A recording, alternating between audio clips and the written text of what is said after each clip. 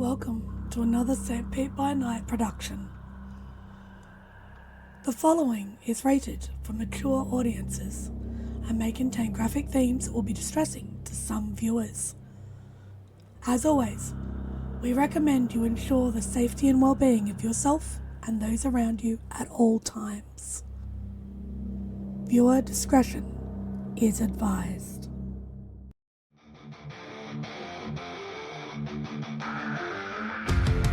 In the heart of night, we rise from shadows, calling at the moon, igniting our battles, cleansing Gaia of an endless fight, until our final days we will fight.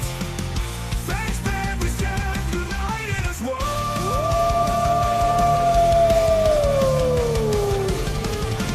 Evil spirits lurking with horror and dread. Little light leads us where the brave dare tread. Glory and honor, wisdom in our hand. Together we rise, take our final stand.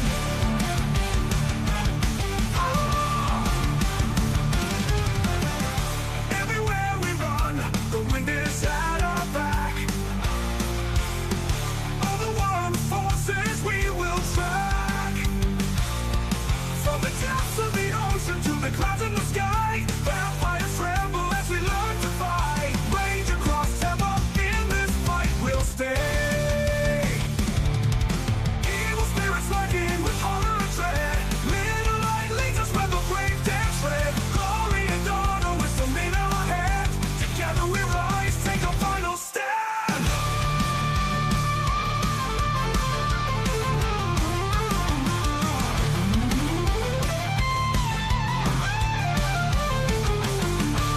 Rage across Tampa, in this fight we'll stay.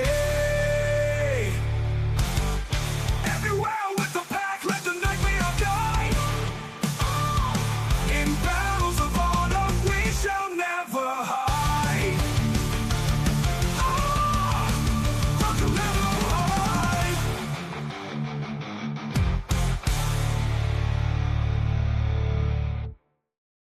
Good evening and welcome to the St. Pete by Night Entertainment Network. St. Petersburg by Night is an online World of Darkness role-playing community originated in St. Petersburg, Florida, but now spread to the world at large. My name is Kent, also known as Misha Kent on all social media, and I will be your storyteller tonight. And it is Tuesday night, and you know what that means. It's time for Rage Across Tampa, our Werewolf the Apocalypse 5th edition chronicle set in the city of Tampa, Florida, where the Sept of the Evening Star attempts to combat the forces of the worm, both physical and spiritual. But before we get into all of that, have you signed up for a Ko-fi membership yet? Because if you haven't, for as low as $5 a month, you can get access to all kinds of behind-the-scenes features, including Rosebud Thorns post sessions, early announcements about upcoming changes, merch discounts, and much, much more. So go follow that Ko-fi link down below and find yourself a membership, because it helps support this amazing community, this program, this channel, all of it. We couldn't do it without you, so please go sign up. That being said, you should also go sign up for all of this social media to follow us down below, to stay up to date on all things St. Pete by Night, because if you're going to be clicking links, you might as well click all of them. I mean, why not, right? But let's get to the real reason we are here, which is Rage Across Tampa, by introducing the amazing players who make this game possible. Players, go ahead and introduce yourselves, if you please. Hi, everybody. I'm Champ, Champagne, literally just a guy, and I will be playing Aspen Wise, Philodox of the Silverfangs. Even if Champ is just a guy, nobody hit her with your car. Hello, everybody. I am Nori, and I will be playing Malicious Jester, the Galliard of the Black Furies. Hey everyone, my name's Preston. I play Jason Dreams Decay Thorn, the Urge of the Bonar. I don't have a bit today. Howdy do, how are all of you? My name is Nick. I'll be playing Izzy, aka Entwined Smiles with Claws, the Arun child of Gaia. I love that Preston is like the last person to just do a traditional straightforward opening. It's fantastic. Way. Hi, players. Let's go ahead and get everybody caught up as to where we are now.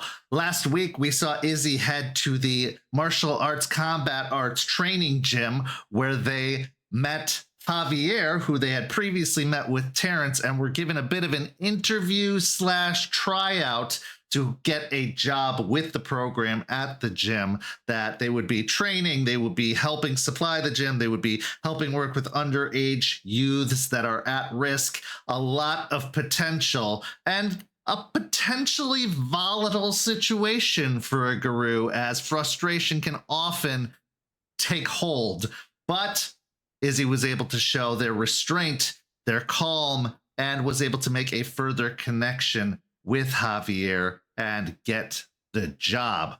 We then saw Jester touch base with Eliza, where Eliza tried to give her some advice and guidance about the inner conflict she's had ever since Piney Point.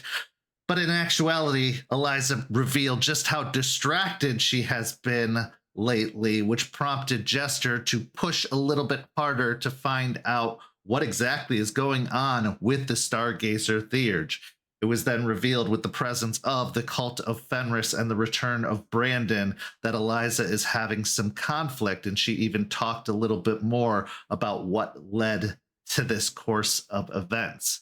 We then saw Jace get a little bit of assistance, both digitally and mentally and emotionally, as he met with Artie to discuss the contents of Denton's phone, one of his old sept mates that had been kept from back in the attack on Tilden Mine.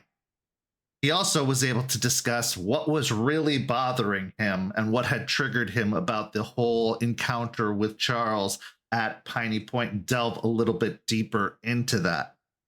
As soon as it seemed like he was starting to find some resolution and inner peace, however, the phone revealed a awful truth, which was that his sept had been betrayed by one of their own, someone by the name of Big Jim Stonewall, and Arun within the sept, who had seemed to use a sneak attack against the leader, Denton, at the mine, which may have helped in some way turn the tides of the battle to the Black Spiral Dancer's favor.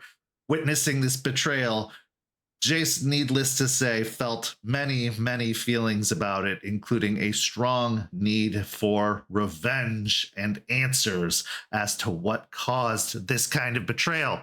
And then finally, Aspen Weiss, sept leader of the Sept of the Evening Star, had her first meeting with Victor Iron Oath Volkov from the Sept of the North Country, a high-ranking and elder Silverfang originally from Russia, who had come down to supposedly learn about what's going on in this sept, but in reality to retrieve the heir and return them to their seat of power so that they could take up the mantle of king and relieve Jonas Albrecht from the throne, who's been not doing as well as most would hope, having succumbed to Hirano and having made some crazy decisions like taking a stray off the street and potentially making them the next queen. Needless to say, there's a lot going on here. And with the dreaming on the horizon, let's hop into our first scene of the evening.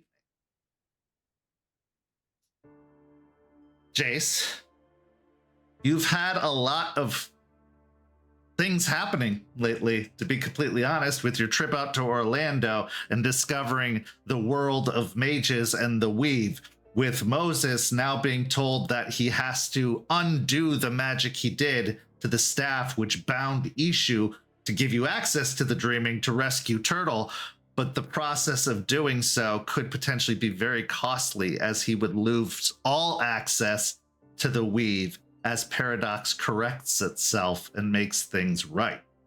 And now, with everything that happened with Charles at Piney Point, with the reveal of the betrayal within your old sept, how's Jace feeling about everything right now? Been a rough year for him. Overwhelmed would be an understatement with a lot that's going on. every time that he tries to concentrate on the present with what's going on with going into the dreaming, there's those pieces in the back of his mind about his old pack that come to the forefront, and then he starts going down that rabbit hole of everything that happened there. And then Charles comes up and more of his past comes up, and he just can't seem to get away from it. And then even with the things on the present, there's a lot that can go wrong. And once the staff's broken, that's only one piece to this puzzle. So he's trying to think of what to do when they actually go to the dreaming, what to expect for that, trying to plan for the next step, almost trying to get this chess game to play 10 moves ahead. But the chessboard is one blank sheet of paper and everyone else is moving around and he's trying to catch up. So let's go ahead and do some early paperwork here by having you roll a introductory composure and resolve check to see just where your rage level is at to begin all of this. So am I going to start with rage 1? We're starting with rage 1, but the difficulty will determine how much you actually end up at. 3. Okay, you're going to start out with rage 2. Okay. So you're at kind of like a consistent rage 2 right now. While the temptation to fly off the handle is there, you are keeping a lid on it, keeping your cool and calm, knowing that all of it's going to be resolved in time, hopefully. So we find ourselves at the Split Helm, the bar that you have established along the docks of Tampa, along the port of Tampa, where you get access to a lot of the port itself, a lot of the workers at the port, but occasionally you also get some truckers who come through. And since you've extended a invitation to the Tampa Howlers, you've had a pretty constant biker presence with the knowledge that drinks are significantly cheaper at this establishment than most others. But on this particular day, it's earlier in the day. The bar isn't actually officially open. The sunlight is still streaming in, the morning light through the windows, and you were awakened rather early by Moses saying that he wanted to meet with you as he called you. So you've headed to the bar to have this meeting, and you can feel the weight and exhaustion of the past few weeks really weighing heavily upon you. Mental work, emotional work is hard. It's some of the hardest work that anyone will have to do, and it can truly leave a lasting effect, especially the vulnerability of it, which is known as a vulnerability hangover. And having had these conversations with Artie, having learned all of this information, you could definitely start to feel the pressure of all of it, just kind of pulling like an anchor around your neck. So maybe you're a little bit more stooped over today, a little bit more slumped shouldered. You definitely have bags under your eyes as you've had to be waking up very early in the day for this meeting with Moses. But as you arrive at the bar and unlock everything, eventually you get a knock at the back door into the private room that you've set up for the Ratkin and for Vale-friendly meetings within the establishment. As you go to open the door, Moses is standing in the doorway, also bearing a very similar visage to your own, looking like somebody who is sleeping very well and kind of has the weight of the world on their shoulders. But in their hand, they carry a stack of books, some of them seemingly to be obvious fiction or fantasy novels, others seeming to be guides and artwork of a fae influence. Then there's this journal that is well worn and faded that sits atop the stack of books. It looks like it has been manhandled, to say the least. It's been seeing a lot of use, especially recently. And he kind of moves past you, trying to relieve himself of the weight of the books, dropping them down onto the table, and says, "Okay, I have been remembering more and more what it was I did, and I think I'm almost ready to undo everything." He'll be standing at the door. "No, please come in." And he'll dramatically shut the door behind him and then walk over and take a seat. Good morning. So, Is it what have you morning found out? already? The Oh. sun do be out. Well, first off, if I remember correctly, you told a poor-brained old man that he could come by anytime he wanted to for a meal. This meal just happens to be breakfast. That being said, got anything you can whip together? Yeah, you put your nose in the books. I'll go make something real quick. He'll walk by and kind of squeeze on his shoulder a little bit and then walk to the kitchen, and then he'll prepare 2 sandwiches that Moses likes, with the pastrami, the salami, the pepperoni, lettuce, tomato, honey mustard, and 3.5 onions. Ooh, very specific. As you return with the sandwiches, Moses thanks you, but then immediately dives into it hungrily, looking like he probably hasn't eaten in several hours, if not the last 24 hours, by the way he is just voraciously tearing into this sandwich. He then opens up the journal and turns it towards you, and on there you see a lot of unrecognizable nonsense, symbols, glyphs, but also you see interpretations of the glyphs written in English that say like harness, trap, enclose, empower, that kind of thing, trying to explain. And as you look at the glyphs, you think back to the staff that you have long been in possession of, and thinking about the symbols that you saw carved upon the staff, most of them appeared like they were telling a story. But intermixed in that story, you start to recognize some of the symbols written on the page to be those on the staff itself. There are also other symbols that are not on the staff that are clearly drawn to disenchant, free, release. And it looks like his intention, based off of these notes, is to replace the sigils on the staff with new symbols that should unmake the bindings that have occurred. This is really extensive. How long did it take you to make the staff in the first place? Well, time is sort of relative. You live the way I live. It's days. It took days. Well, really weeks, honestly. Not as long as one would think. A lot of this symbology is very basic knowledge when it comes to being a namer, as Izzy put it. But I realized my mistake and where everything went wrong as I went over the process. I didn't put in a protection glyph. I didn't put in anything to stop possession from whatever entity was entrapped, because the wielder of the staff obviously has access to the knowledge and power. But when you're dealing with a powerful entity, that access goes both ways. And if I remember, we had a conversation. Well, Eshu had a conversation where he said it was like a key. Yeah. He was right. It was a key, and it should have been a lock. And it wasn't.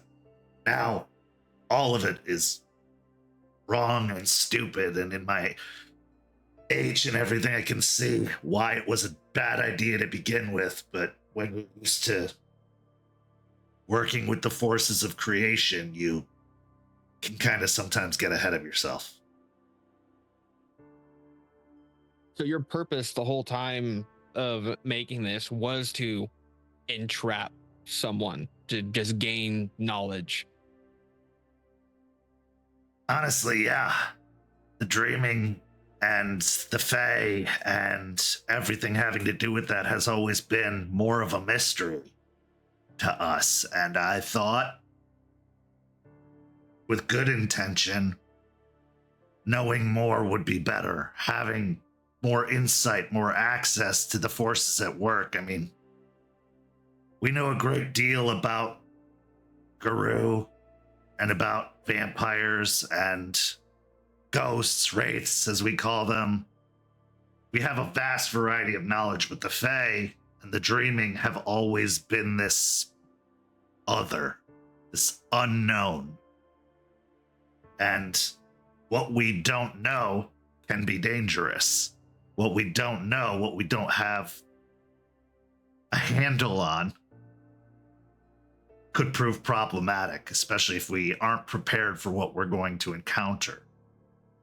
And knowing that there are powerful entities out there, or almost like sleeping spirits being born into these individuals, something we'd like to at least be aware of. We spend a lot of time as observers to all of the goings on in the world, and some of the older practitioners have obviously lost interest and gone into things more theoretical and astral. But I was curious about this. I didn't plan to steal power. I wasn't looking to take it. I was looking to learn, at the very least. I think you missed the mark by that much. You're telling me.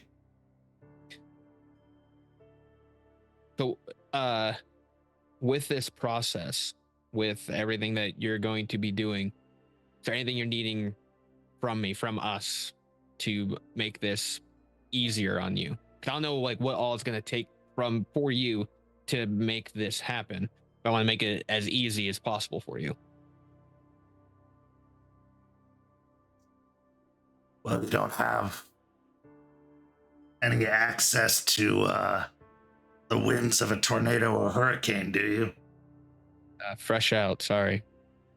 Or the lava from a volcano? Nope, none of that. I don't think we got those kind of shops around here. What about silt from the deepest depths of the ocean?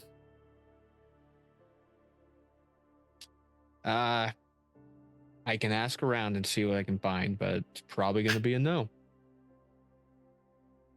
I think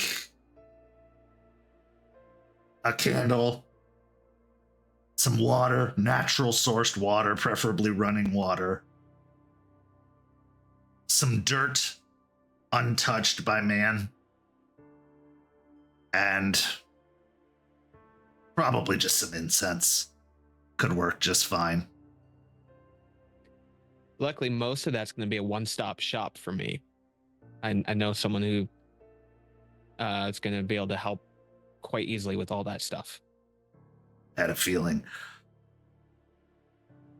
The last thing that I do need, and this is going to take a little bit more extra effort, is chalk, but ground up chalk, not solid.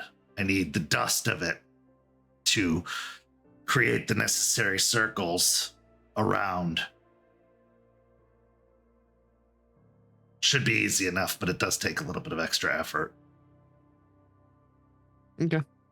Yeah, that shouldn't be too hard either. He quiets for a moment with that 1,000-yard stare of contemplation, then looks at you. Gotta be honest, Jace, I don't know what's gonna happen. I know how I did it. I was able to trace back those steps and figure it out. And I think I'm confident I can safely undo what was done without breaking reality.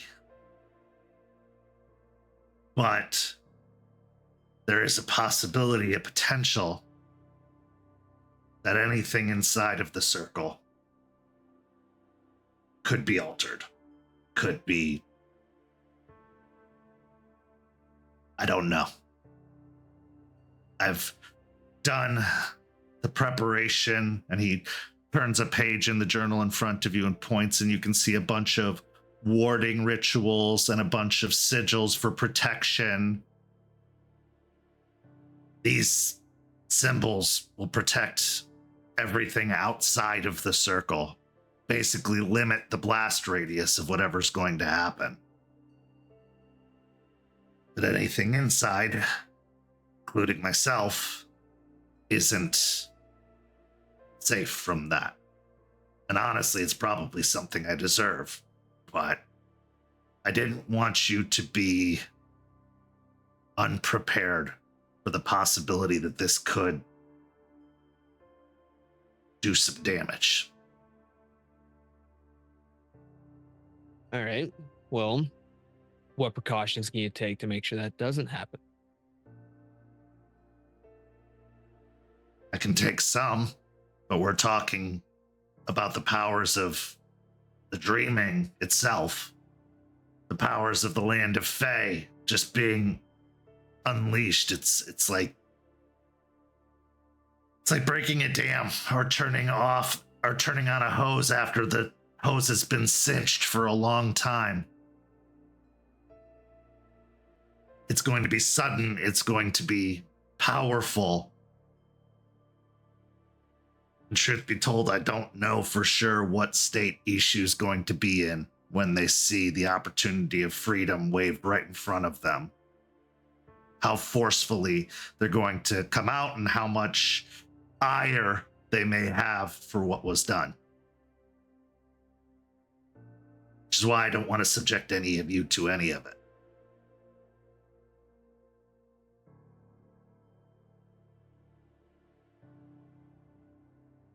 For one, if I was locked in a stick for a long time, I'd be a little upset too, so I can't necessarily blame them.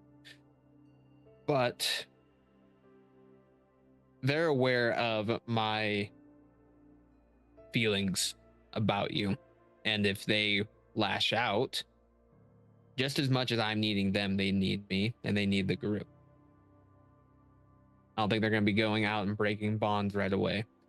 They might give you a couple dirty looks, maybe some harsh words, but it should be okay. Yeah. But I have been thinking about you for a while you've been doing this. I went and got a couple things that might help. Just a second. He'll run back to the back side of his room real quick. He'll come back with just this black bag. So with what I am as a guru, I have these different feelings about stuff. And so as I'm lately I've been taking... Wait. You have to be a guru to have feelings about stuff? You feel more this way. Shut up. Ha ha. Funny old bitch. Anyways, been taking more walks lately. But as I was going through, the feelings I get are stronger than others, where the pull isn't so much where it's a pull of like the skin, it's a pull of my being to something. And so I followed it, and around corners and down alleys, I came across a building kind of pushed off into the corner. I went inside, and there was a guy there, and he heard like the flinging of coins on the counter, almost like they were counting it. I walked in, there was just these rows and rows of different iconography, these different things. And I went to the back, and there was these group of cloaked figures sitting down at a table. So I went over, and they looked like they knew a couple things. So I sat down and watched them as they're conversating about different stuff. And so I asked them, like, what would a great gift for a wizard be? They all looked at me with these really big, pointy, dorky hats. and they asked me a really dumb question. And I'm like, well, what level is the wizard? I don't know. So a couple of them got up and they walked me over to some of these other rows about different things. They're going, showing me all this stuff. And I said, well, what if something like they get hurt? And like, well, they need different potions. He'll reach into the bag, pull out this glass bottle with this like red swirling juice with this cork on top. Apparently, if you drink this, you get really hurt. It's supposed to like heal your wounds. Ignore the fruity taste of it. That kind of like punch that comes. Apparently, that's when it's working. And you'll set it down on the table. And they said, if you're doing something really, really crazy, and I was like, oh, they're probably going to be doing something nuts. Like, well, you probably need something to rejuvenate that power. And you'll pull out another glass bottle with a cork on it with this blue swirling liquid. And you'll set it down. This, I guess, if you are doing something really extravagant, it's to rejuvenate that essence within you to make it so it's not as taxing. They also said every wizard has a symbol to show them what they are, a cloak, a hat, something. But they said every great one has a pipe. And he'll pull out a wooden box and he'll turn it and open it. And inside is a pipe that is a hard oak woven with spruce on the inside and a copper for the actual tobacco itself. Now, unfortunately, I don't have any Old Toby or the long bottom leaf, but I went to another shop and I did find some things that they said was pretty good. And they said that this should help as far as you feeling yourself. And I was like, well, yeah, they had this amnesia thing that happened. And so like, oh yeah, well, you could do this and I could kick it back in. I was like, perfect. So these are the items I got. I'm hoping they can help. You see a glint of mirth enter into his eye and he says, they should help just fine. Mana potion, lesser healing potion, pipe. That's everything you need in the wizard's toolbox, for sure. That's what they said. Also, they said a dragon, but I'm trying to stay away from those. Well, I was thinking of you also a lot this week, and I know I'm about to, regardless of what happens, lose access to certain abilities. And they didn't say anything about using it before I lose access. So, but he reaches into his backpack and pulls out what looks to be a leather cuff, or almost like a bracer that goes on the forearm. It goes from the wrist about 3/4 of the way up to the elbow. Looks like something that could be purchased at a Renaissance festival. However, attached to the bracer are several little dangling metallic shields from the bracer itself.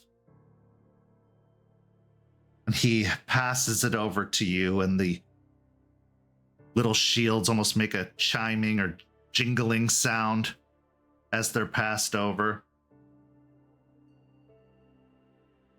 Put that on.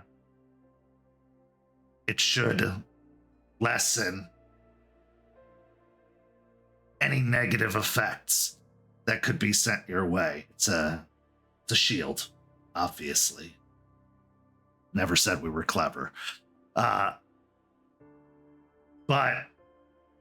each one of those shields is a chance, is an opportunity to be defended. Once those are out, they're out. It's gone.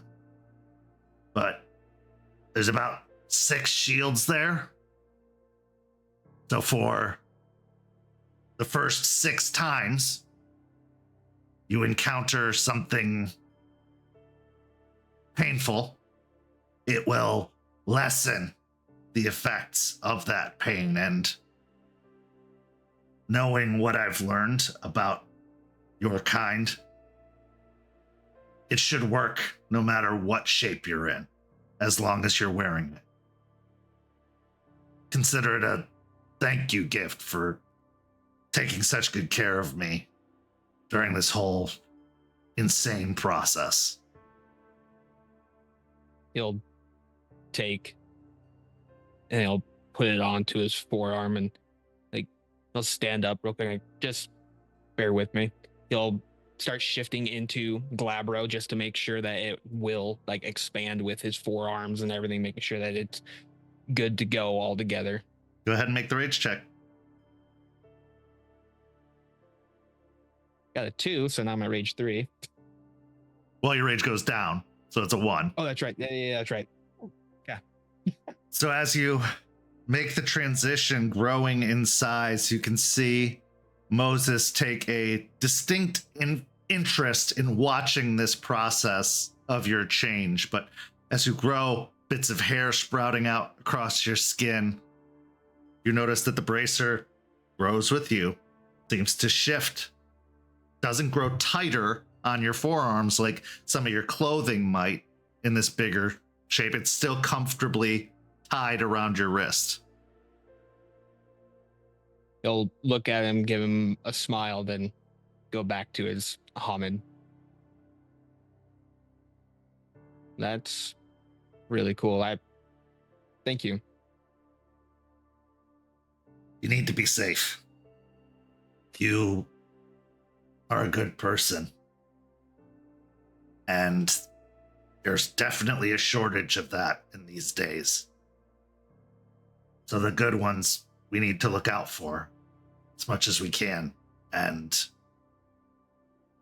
I know you're going into that place, and I don't know what you're going to find. I don't know what you're going to encounter, but it's the least I can do. Well, if you could do me one more favor. He'll come back to his seat. Past time in Tampa has been difficult, and I have experienced more loss than I'd like to go through again here in the near future. I'm not asking you to promise anything absurd. I'm just wanting you to make a promise that you're going to be as safe as you can and take all the precautions to make sure like something like that doesn't happen. I am doing my due diligence, but I am still very young in the ways of the weave, all things considered. I was very early in my training and tutelage when I decided to take a stupid risk, but I think I know enough to at least do what needs to be done. Anything beyond that, I don't know. Maybe you can answer a question, something that we all kind of experienced when we left Orlando. Time. I've experienced time lapses and things like that before. But what felt like hours when looking back was only a few minutes. And I get that from my side of things. I'm curious on how you all are able to do that kind of stuff. Well, time is a construct in a lot of ways. The passing of the sun overhead and the moon trading places, that's what we've based that construct off of. But in reality, it's all just physics and science. It's all just a manifestation. Understanding that construct, adjusting it. Well, we're not immortal. As practitioners of the weave, we do succumb to death and taxes just as much as anybody else. But we can stall it. We can stall that process for a while, and we can slow it. We can create Well, you've been to your version of the astral plane. I believe you call it the Umbra, yes? Yeah, that's what I was talking about. Like I've experienced things similar, but I didn't even step foot into the Umbra when in Orlando. So that's why or at least I didn't think I did. You stepped foot into a version, a manifestation using the same force that your Umbra would. Okay. Well, that makes a little more sense. Your, trying to remember the term, paradox, your toll that has to be paid. When you perform what needs to be done on the staff, is its paradox going to be satisfied with what's going on, or are they going to demand more of you? I don't know. That's the unknown element. That's part of that force coming out. You can say that the entity trapped within is fine with this whole process, but they're only one part of it. They're only one factor to take into account. Paradox is trying to restore reality to the way it should have been, to the order and balance it should have been in. And because of this action that I took, it didn't just inconvenience one entity, it affected reality as a whole because of the significance of that entity. What would they have been doing had they been free? What effect would they have had these past 40 years if they weren't trapped? Reality has been changed this entire time because of this. And now it needs to be set right.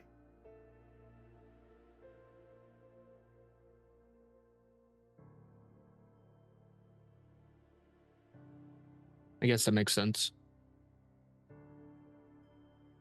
Like, you're already losing all your power. I get your connection. So I feel like that's a pretty big toll to pay. I've dealt with spirits in the past where they ask for a lot, and sometimes it outweighs what you're actually giving. And I just don't want to have you go through something similar to that, because you're already giving up something you've already dedicated your life to.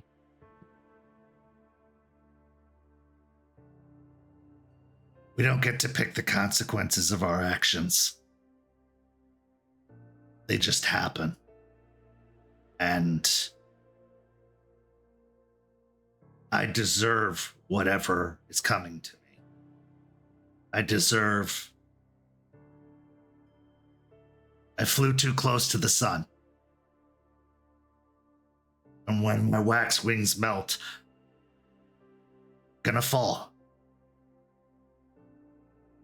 And while I appreciate the worry, the concern, and don't worry, I've thought hard about what I could do to counter it, what I could do to try and prevent it from potentially being devastating.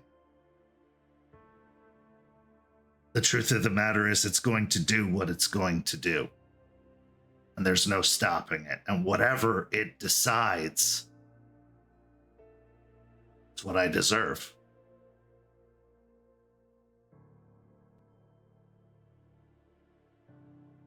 You're comfortable with it? Well, no.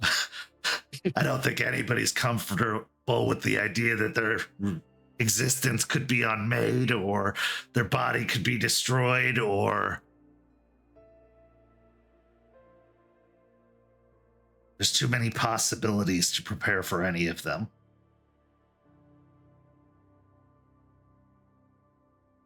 All right. Well, when you make it out of this, you had brought up that you had a concern about that certain group the technocracy, if I remembering that right. My offer still stands. If you want a way to escape, get out, you can make that happen. Believe me, right now, in this particular moment, the technocracy is the least of my worries. But should we get to the other side of this, I'll definitely consider it. Okay.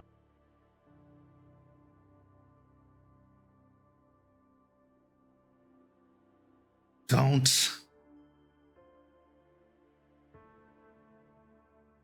let whatever happens change you. Don't let it throw you off your path or your course. Don't let it make you question the value of what you're doing. You're doing the right thing. You're headed the right way. You're helping an old man in need who you barely knew, if at all. You're a good person.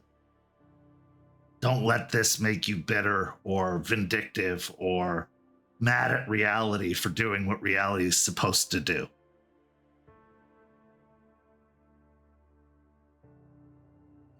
As much as I'm not looking forward to it, I understand it. And I, in a way, accept it.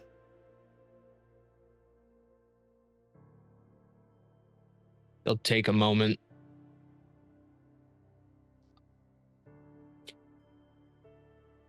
I will do my best to make sure it doesn't affect me. But if nothing happens to you, then we don't even have to cross that bridge. But I hear what you're saying. That X factor is just hanging over us. And at the end of the day, I still have a job to do.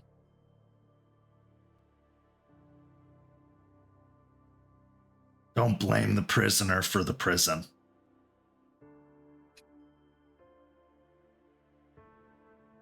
I don't remember a lot, but I do remember certain things. And I know you were angry a while.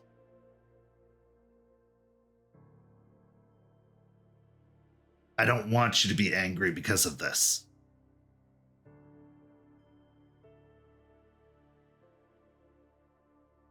Anger is wow, I sound just like him. Anger is one of the tools that we have to use as Guru. Now, I'm trying to utilize that tool a little bit better. Just direct it at something that deserves it. I get that this is a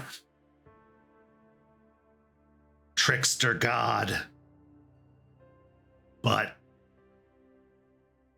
this isn't their fault. It's my fault that this happened. And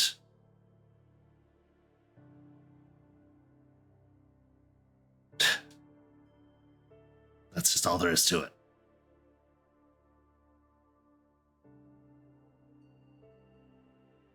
Well, even prisoners get out on good behavior. Could have done a whole lot of damage to me in the years that I had him, and he didn't. So yeah. The thing about him is, at least with the conversations I've had with him, whether that be through you to me or just the encounters I've had in like my dreams, he's very straightforward with me as far as I can tell.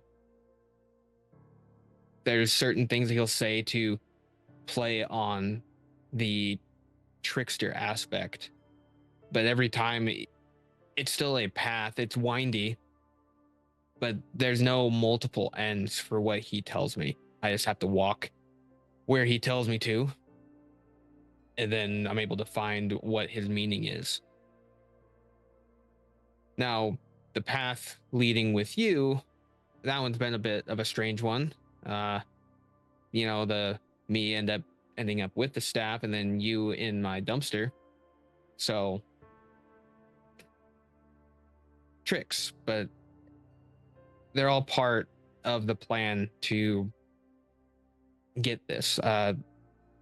Like he's told me multiple times, this path has been walked. He's seen these things go by. There's been a few bumps, but he ensures that we're doing the right thing, that we're on the correct path.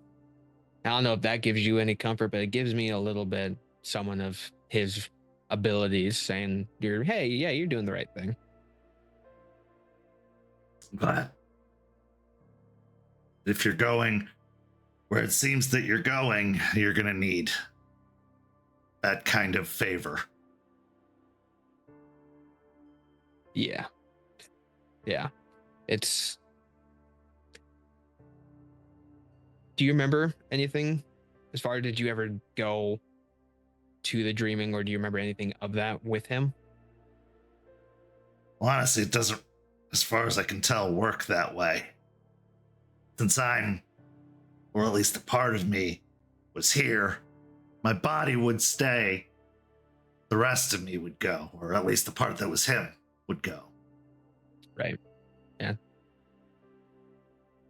And truthfully, I couldn't even access it if I tried. And believe me, he tried.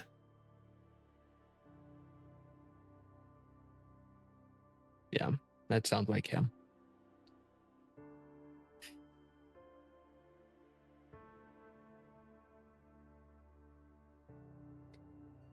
Is there anything you need settled before we get this done? Anyone you need to see, talk to?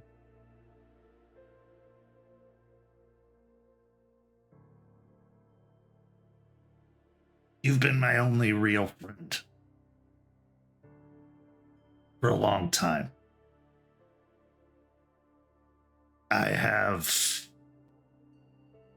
well, everything that I've experienced outside of that has been his doing. Honestly, my life was put on pause 40 years ago, and now is only starting up again, truly. And the memories I have, I'm having a hard time discerning which were mine and which were his. But the one thing that I know is you were always kind and generous and patient. And that means everything to me, maybe to both of us.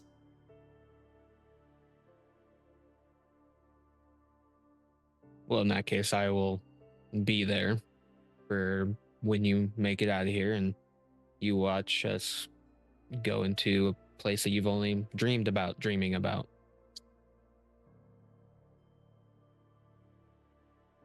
Yeah.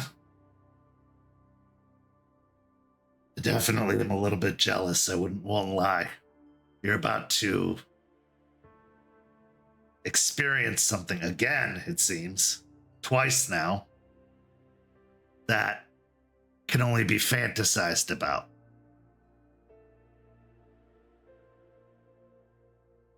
Yeah. I will tell you this. In all of the research that I've done, and he gestures to the stack of books, there's a through line in all of these. The story. Where you're going is a manifestation of millions of stories.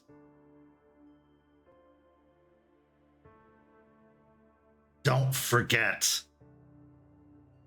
the stories, because that may be the only thing that keeps you going, not losing yourself in it.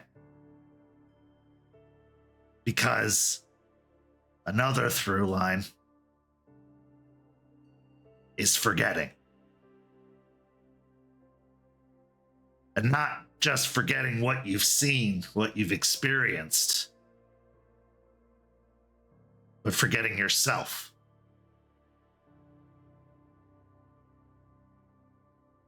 So don't forget yourself. Don't forget your stories.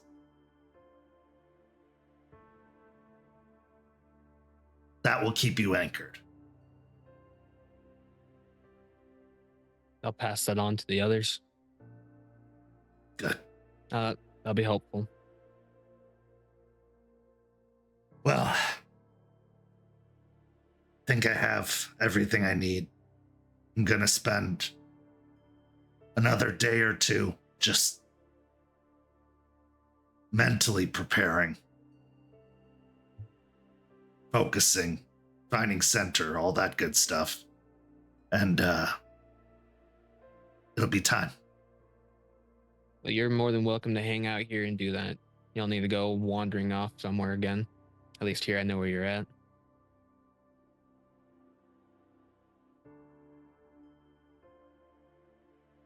I'm going to take a few walks, see the things that I might not be able to see again, enjoy that smell of the salt water, feeling of sand in between my toes.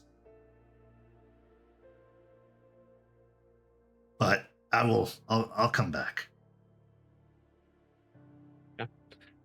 If you want company on any of those, just let me know. Like, even if the bar's running, I got a few employees that would be more than happy to cover for a little bit. I'll let you know. You're a good kid, Well, Jace. you should have met me in my youth. You were destined for greatness. That's just the path it took you down.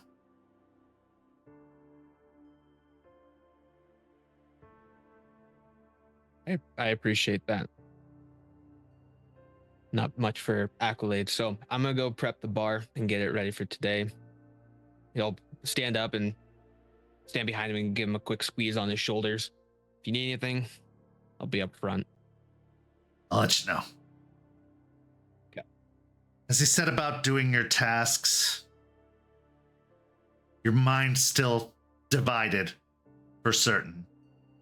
As most of this is just second nature at this point. You've owned bars for a long time. You don't even really have to think about it, so it allows your mind to wander. Where is it wandering to? It at first wanders to it's either like wiping down the bar, getting drink bottles prepped and cleaned. The first meeting he had with Moses, the beach, and seeing him picking up trash.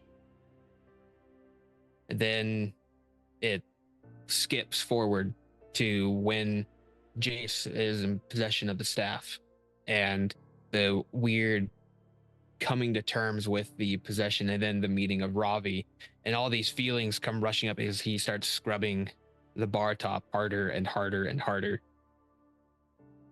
Then he gets to the point of Ravi's death and he grabs onto a bottle. And at this point, can I do a composure check? Yeah, composure and resolve.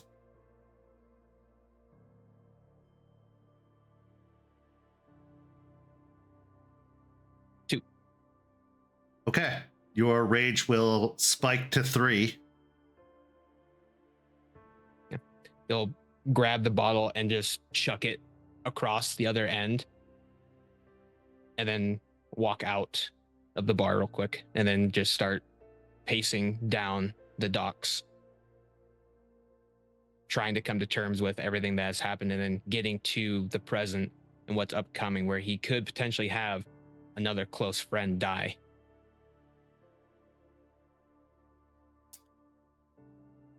A lot of weight for an individual to carry. What often causes Guru to fall into Hoglasker Harano, the weight of it all. Because try as they might, Guru can't control everything. They can't control the passage of time. They can't control the slow decay of Gaia. They can only fight. Fighting is what they do best. But you can't fight forever. The one place really can't fight is in dreams. Not really. We transition now to our next scene.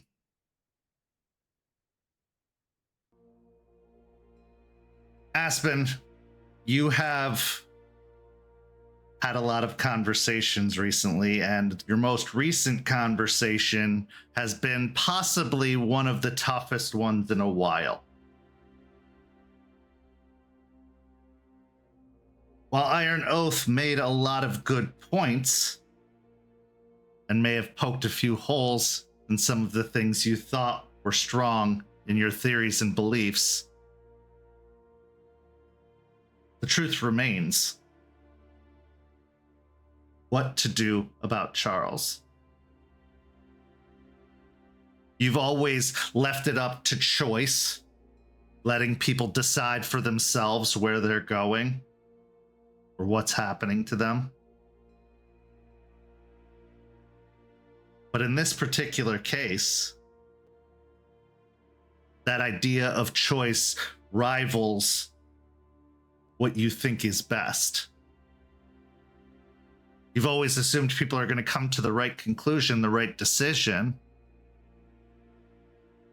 But you know the power, at least emotionally, a mentor can have over a protege.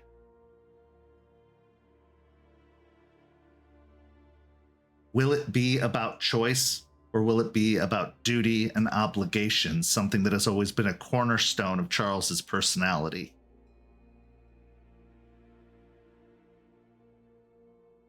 So as you're contemplating this, you find yourself at the door of the apartment building that Charles and Jester and Chloe live in.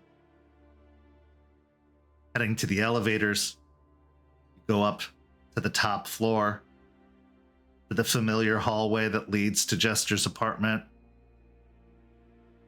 and you find yourself at the door. Before you knock, what's going through Aspen's head in this moment? God, I wish I was here to see Jester and not Charles. It's a struggle trying to figure out how to have this conversation of, it's almost like a catch-22 of making sure he's all right, talking about what he's been going through recently and kind of checking in with him, making sure things are being taken care of in that perspective, but then also having to drop something so heavy and put one more thing on his plate feels like the exact opposite of what she wants to try to do in this conversation. So how do you do both without completely destroying the other?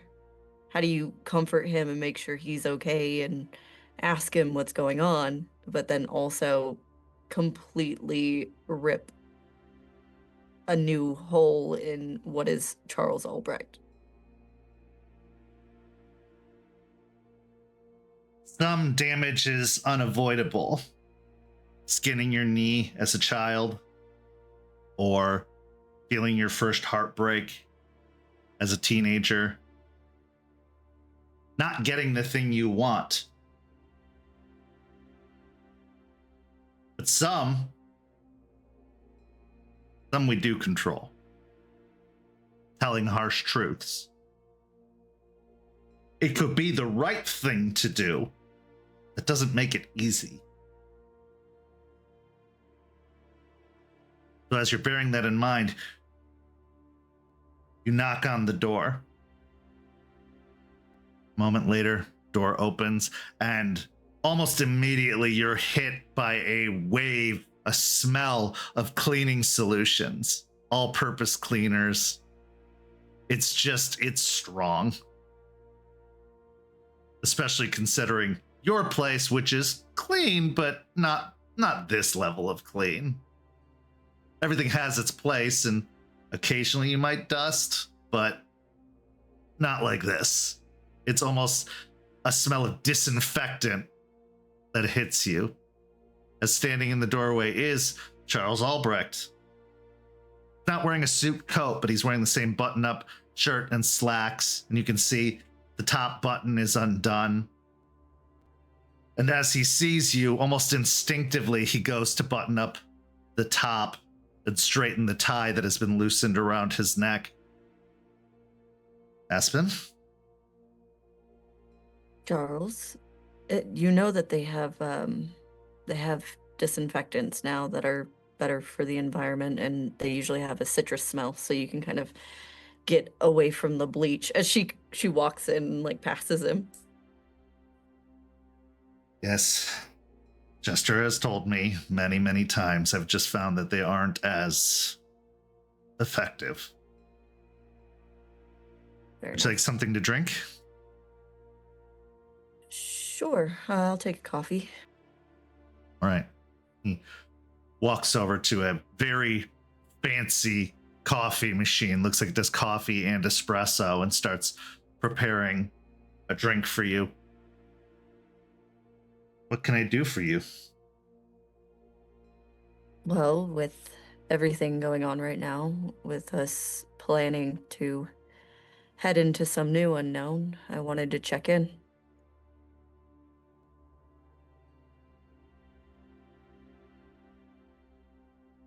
I'm ready when you are.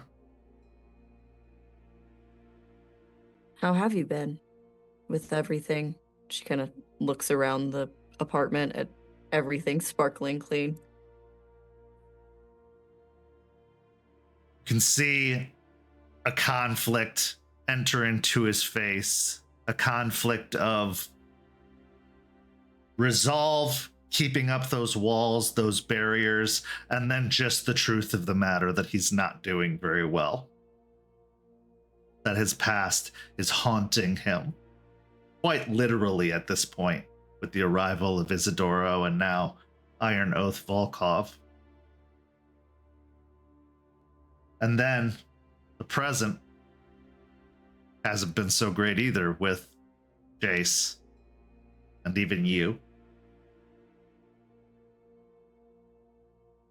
He takes a deep breath, as if coming to a decision. I've been better.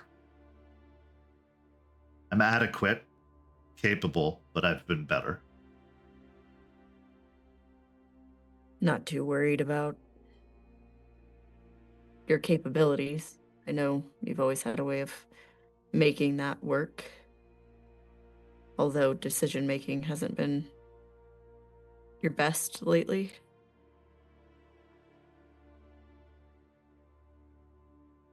His eyebrow rises slightly as he looks over at you. Oh?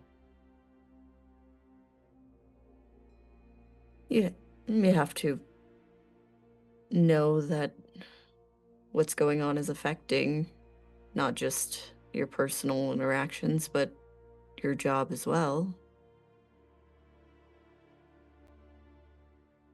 The decision to change leadership with the pups right after a devastating loss, and the pack basically wanting to rip each other apart wasn't the smartest.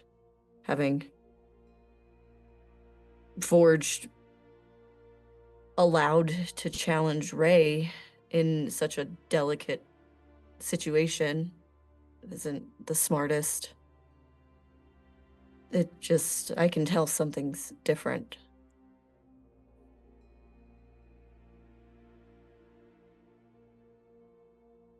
Aspen, have you ever wondered how things would be different if you hadn't gotten involved?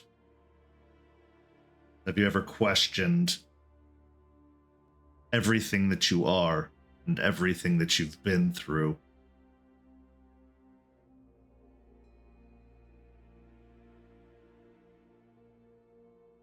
Often.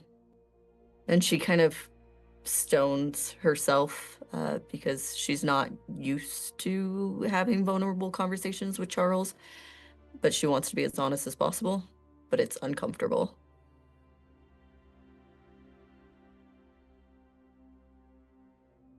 One of the things I learned my entire life was discipline and control.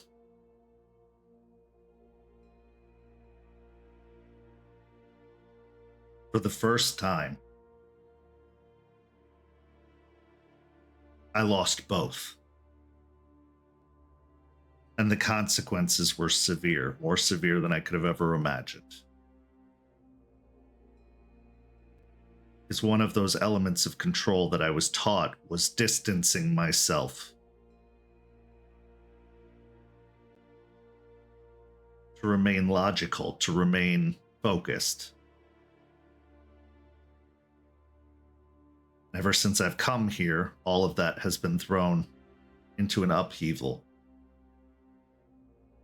in ways that I don't understand. And it infuriates me.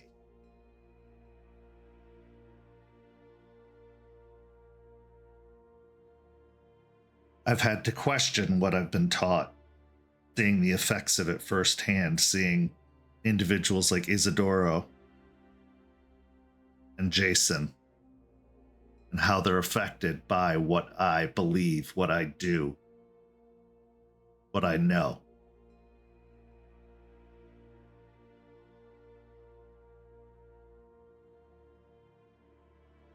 I go back and forth on whether I belong here, Aspen. A part of me says I do because, well, Jester, relationships I've formed.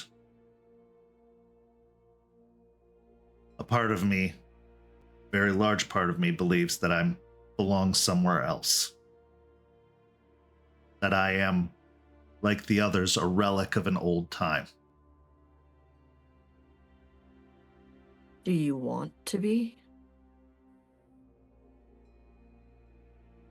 Or is that just where you're comfortable? I don't know how to be anything else.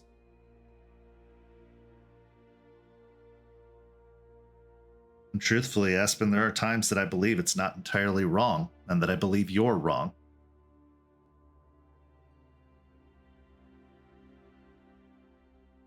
And I'm not sure that's beneficial to you. Well, that's the difference. I need to be wrong sometimes. And that's why I think you're such a value to all of this, to what we're trying to do here.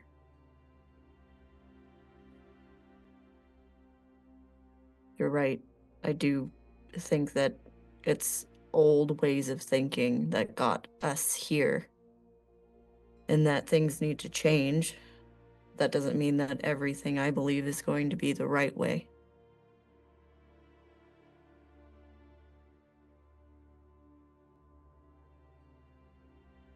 I know this may be a difficult idea to process, but you and my grandfather have a lot in common. He cared. Some would say too deeply.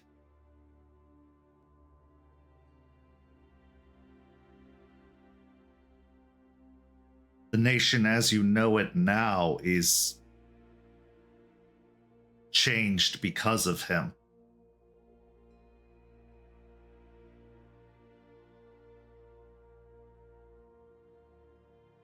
While it retains a lot of the old beliefs, the way we view them, the way we understand them is different because of his leadership. For a while, it was glorious. A new dawn for the nation. Hope restored.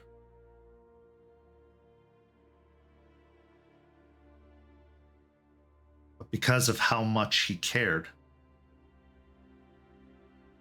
because he wanted to allow the nation to have choice.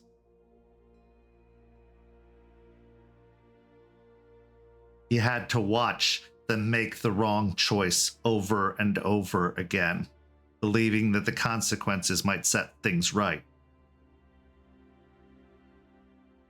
And it wore him down. It destroyed him. And he lost all of the hope he brought.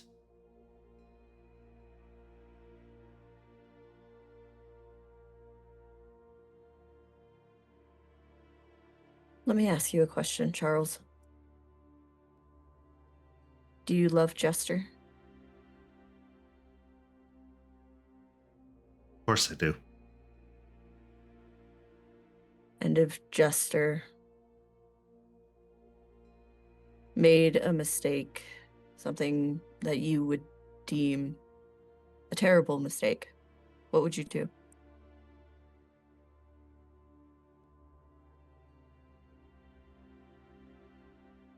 That's a bit vague of an idea.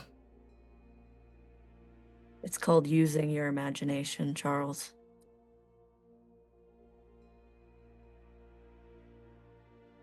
I've watched Jester make many mistakes.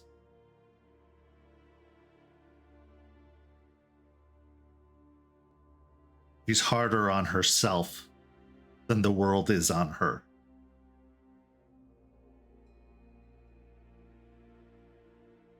I agree.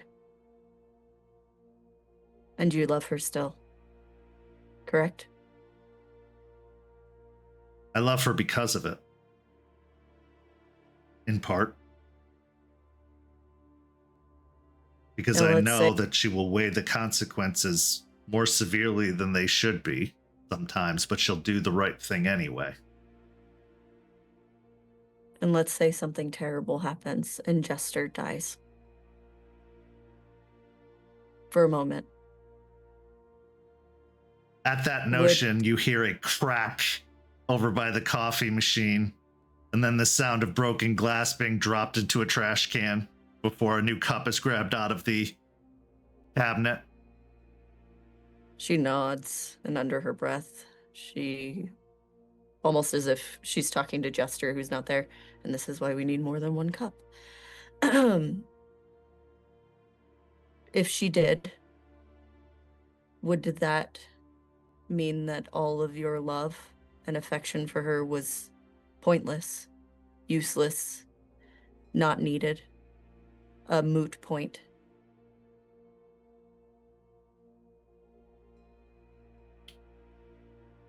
No.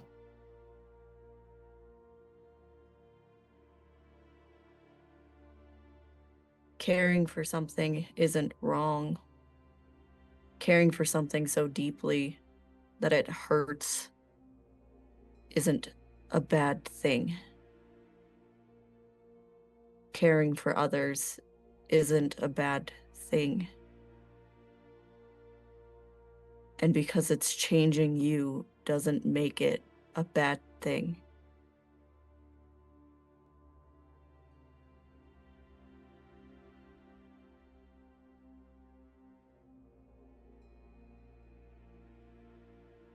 I understand what you're saying.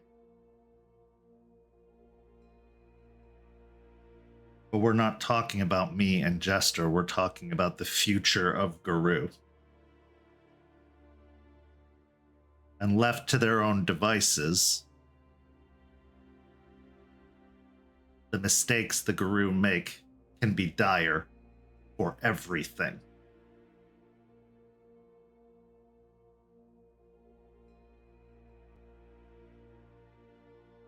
People are going to make mistakes. Bad things are going to happen. That is what this is. We can't avoid it. And things are going to continue to happen that are awful and terrible. And we can't fix everything by slapping a new sticker on it. I'm more than aware of that. But that doesn't stop us from trying to make it better and to do something better. And yeah, maybe I care a little bit too much. And maybe some people care not enough. And maybe if others cared as much as the ones who really care did, instead of being taught that logic and this is the way things are done and we continue to do it that way because that's what's comfortable, something could happen.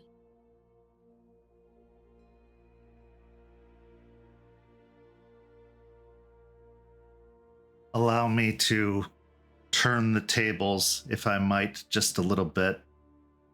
If something happened to Arthur, could you keep doing this? I would have to.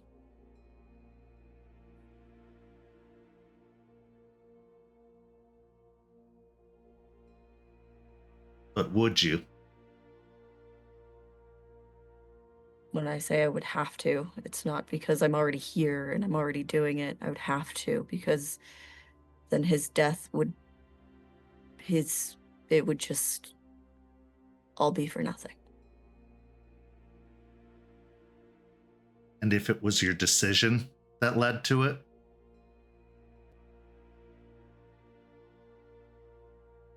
Then that's something I would have to grapple with. I'm still a human. Of course.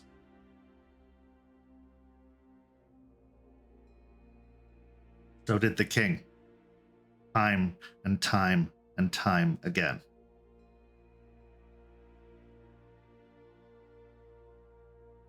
With the loss of the Stargazers and the cult of Fenris, once known as the Get,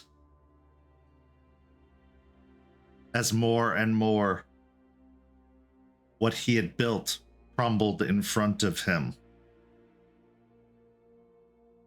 became too much. What is too much for you, Aspen? Where is your breaking point? I don't know. I've not been there. But just as I agree with you. It is too much for one person to bear. And that's why we have to start relying on others to carry the weight with us. And we could continue to shadow this as the nation in this debate of what the new nation needs to look like and what I need to do for it. But really, we're talking about you, Charles. You have to start relying on others and not just yourself. Because in the grand scheme of things, I think that's what's not working.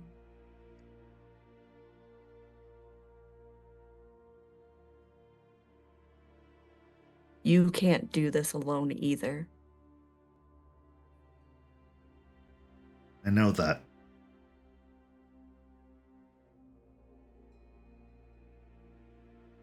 But I've tried to rely on others. I've tried to trust others. To open myself up to others.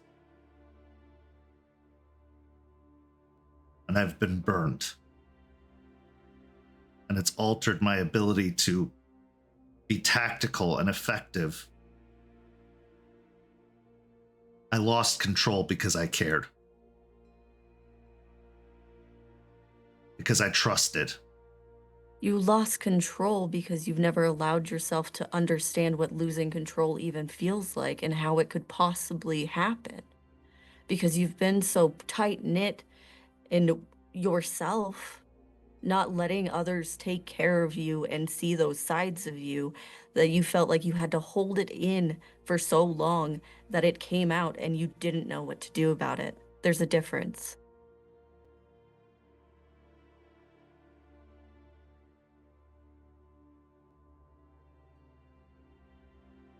If it's supposed to be natural and understandable and acceptable, why am I being punished for it? Because other people have feelings too. And other people have terrible things that have happened to them too that affect their emotions as well. What if that's why we're losing? because people are human? But we're not Because- anymore. We still are. It's still a part of us. And even wolves have feelings. Spirits have feelings. If we're losing because we have feelings, then what are we even doing here? If Gaia had no feelings, we wouldn't be fighting for her.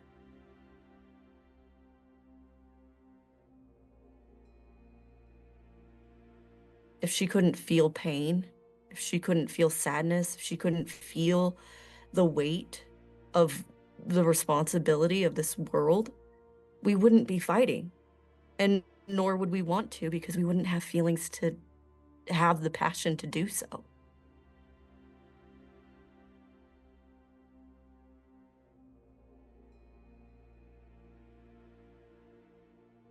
If that's why we're losing, there'd be nothing to lose. We wouldn't care.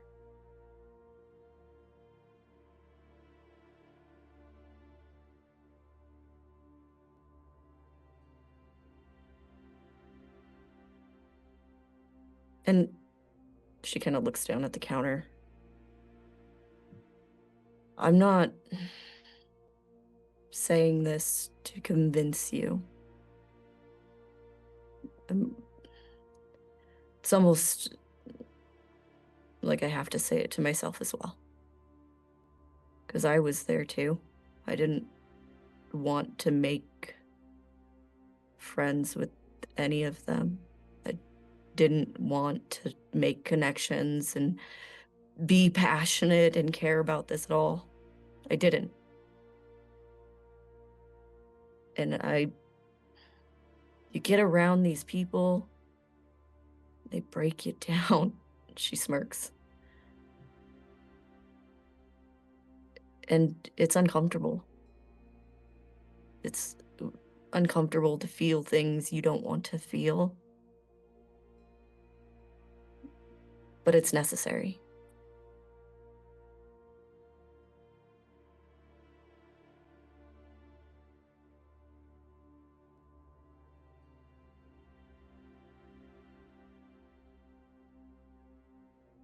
I don't not feel. I lessen my vulnerabilities. Because Banes are enemies. The worm exploits vulnerabilities. And I think you know that firsthand.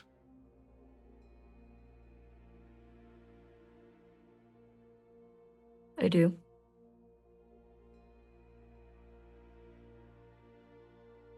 If you're going to lead the new nation, all of it becomes your vulnerabilities. Yeah.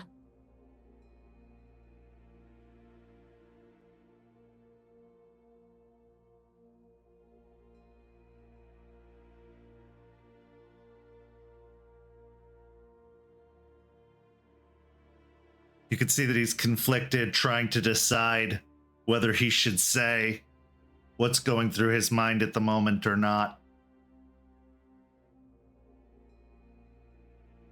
She'll kind of pointedly look at him. Say what you feel. How many more Aidens are you going to allow yourself?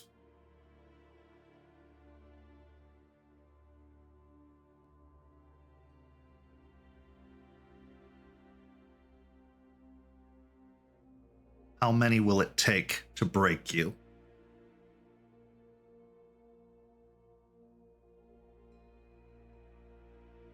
He did what he was supposed to do, and by all nation standards, died a glorious death, one that should be revered and celebrated. But it almost destroyed you. It did. There are going to be many more before this is over. Many.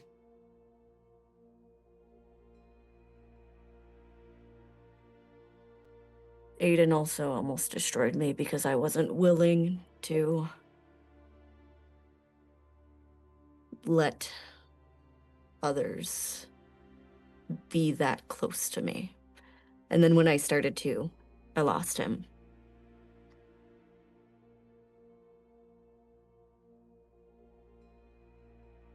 But now, like I said, when you asked about Artie, I do it for him. I do it for all of them. And how many it'll take to break me, I have no idea. I don't. But I know that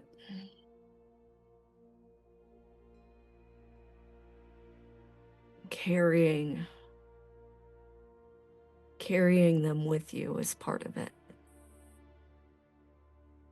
It is.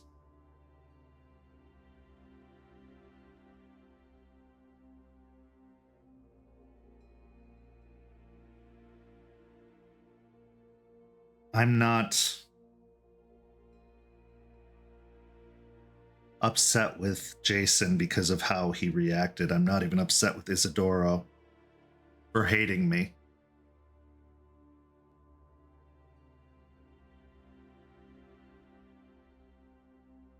But I don't regret what I did either. I don't regret leading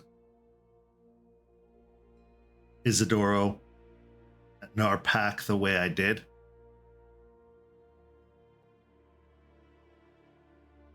I don't regret following orders. Do you regret what you did to Jace?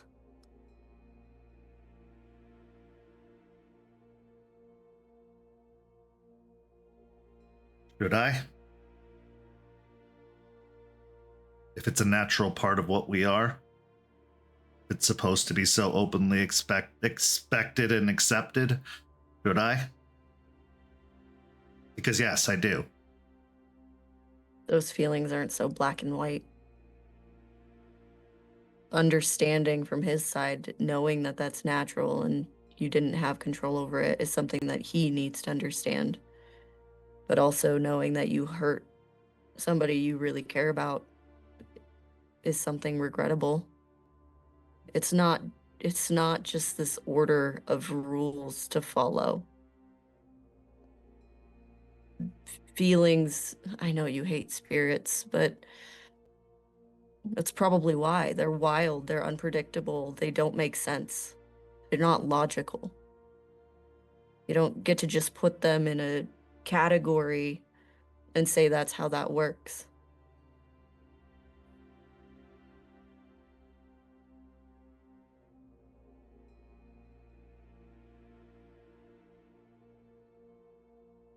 But what if they're right?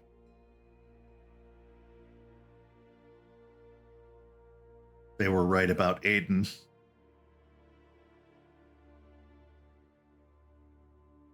If the spirits are right, then what I'm destined for is unavoidable.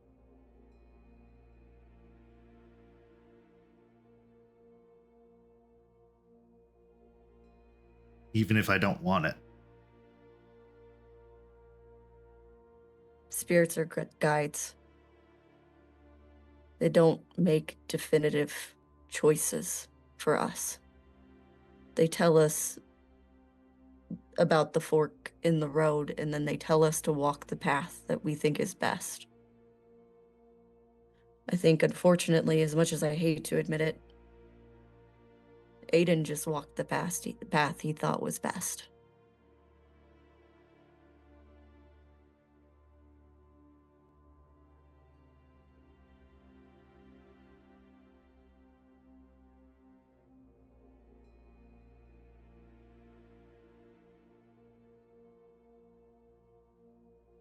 I don't want to hurt anyone I don't intend to.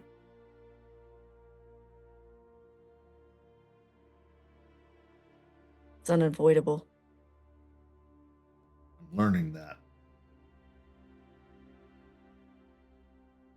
People make choices, and you may think it's the right one, or it may, in all perspectives, look just like the right one, but that doesn't mean that you're not going to hurt somebody along the way.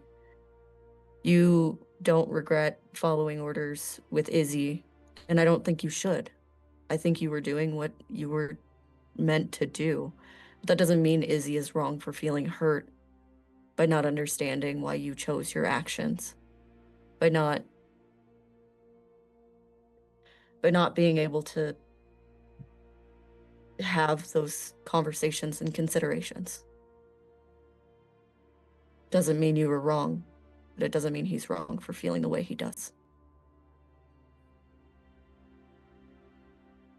That's the struggle that I'm having, is the way he's feeling is making me feel away, and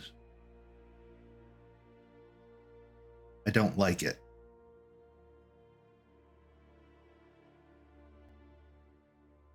It's the unfortunate part about feeling and having people upset with you. And why do it? People aren't meant to be alone. Wolves run in packs. So do people, really. They're not solitary. We're not solitary at all. Not in spirit, not in wolf, not in human. It breaks a person down. And if you can wear your armor. That's fine against the banes, against spirits. But armor's meant to be taken off. Because being vulnerable is part of this.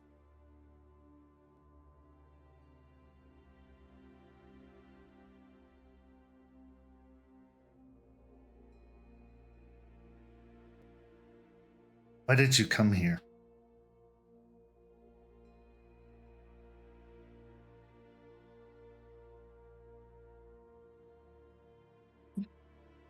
To check on you. Honestly, that's part of it. And to also talk to you about something I've learned recently.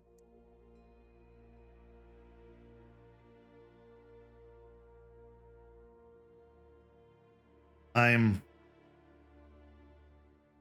learning how to deal with these feelings that recent events are causing. It is difficult, but I am doing it. I apologized to Jason, and I accepted the repercussions of that apology with an oath. What do you mean?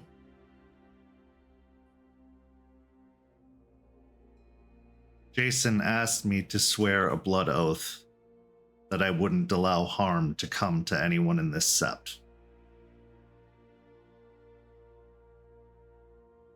If I could avoid it. So if you're here to tell me that Volkov is in town, and I think we both know what he wants, what do I do? Because either way, someone's going to be harmed. And it will be by my actions, whether I stay or go.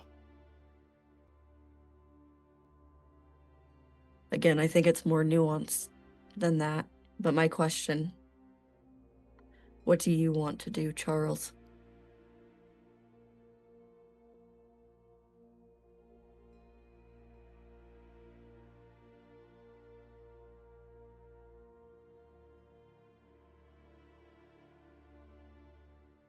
Suppose it depends in the moment. Because it's changing.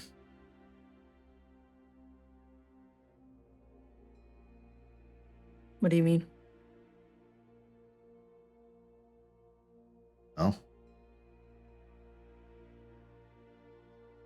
part of me believes that the best thing I can do to avoid harming others is leave. But then there's the emotions of it all that I've allowed myself to become vulnerable to. But at least, if I go, you won't have the old nation coming in here trying to tell you how to do things.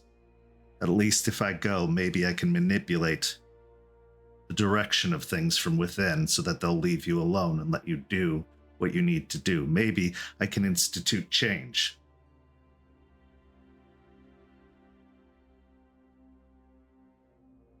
A part of me wants to go tell the old man to fuck himself. And that I don't care about destiny or fate, and that I don't believe in what they've been trying to make me believe my entire life.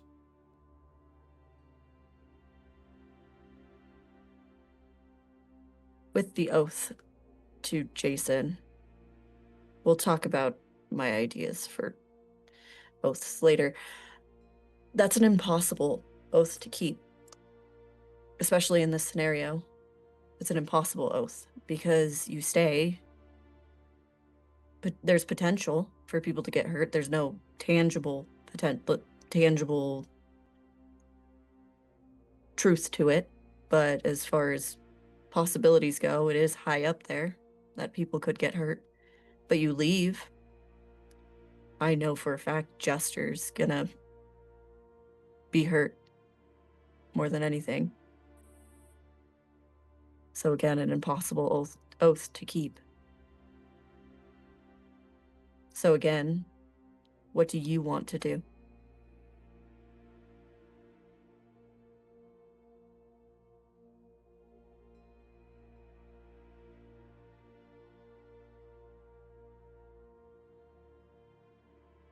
I want your vision to continue.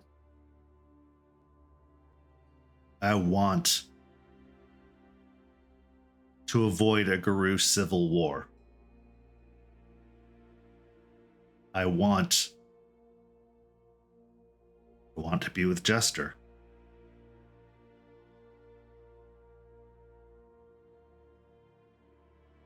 All of these wants have weakened me because it wasn't about want for most of my life.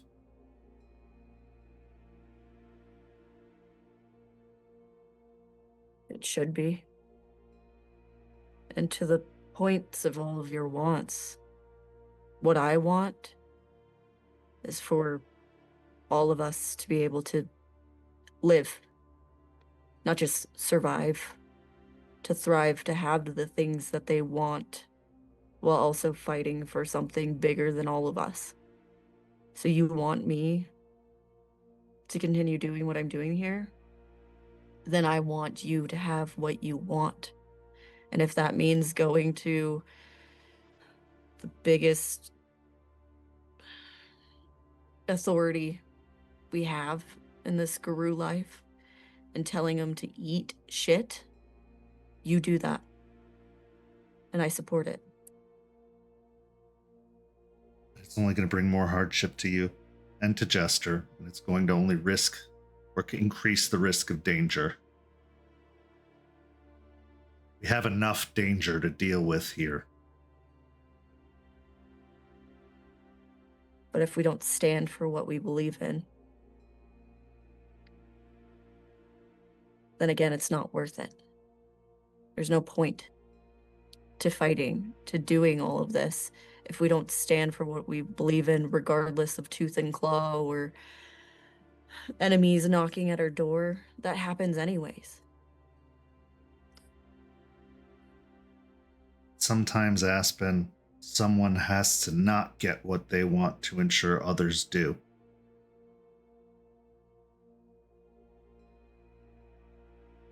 That's true. I would rather it were me. Well, you're not leader here, are you?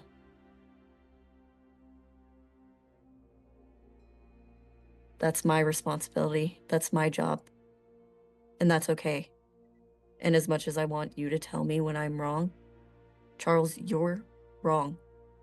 You're allowed to be happy and get the things you want.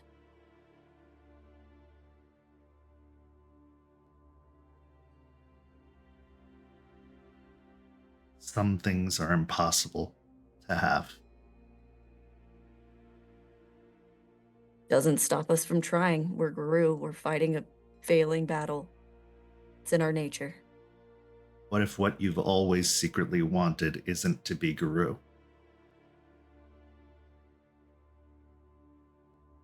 To not want to be this? I never got to be a human, Aspen. Not once. Not until I came here.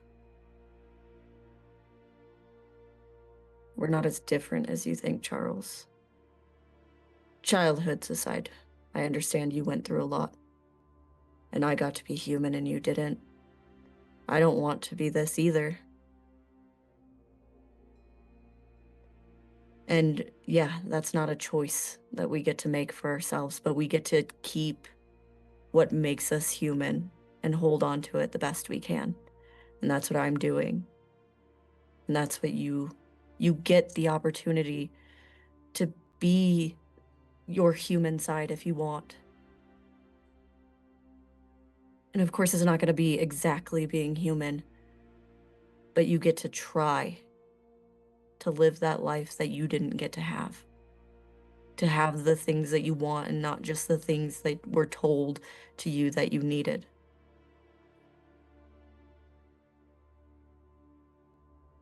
I also want to uphold my oaths.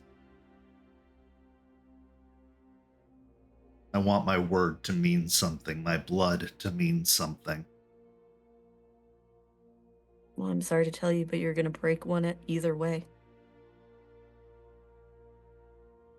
So I guess we'll just be two oath breakers.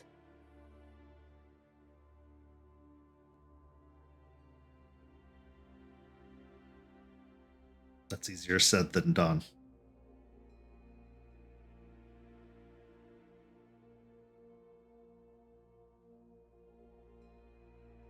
Maybe. I know it's a lot bigger than just breaking an oath.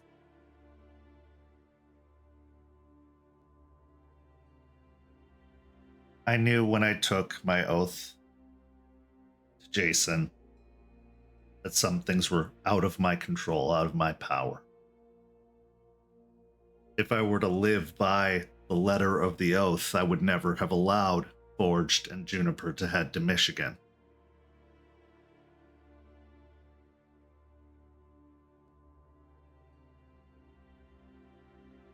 I know it's impossible to avoid those in this life from being physically harmed.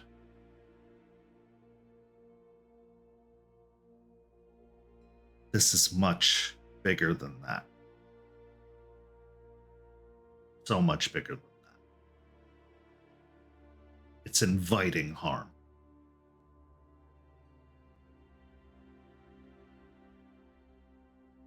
Volkov is the only one who's ever beaten me.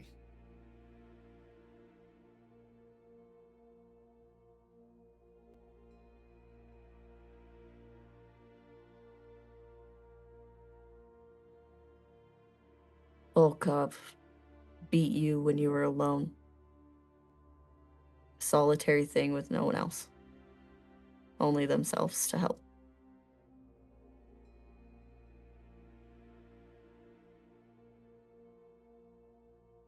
You're not that anymore.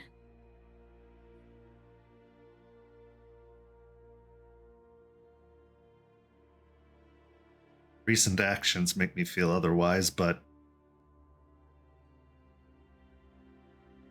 Jace will come around. And I think Izzy will learn that his pride is standing in the way of some of his issues with you.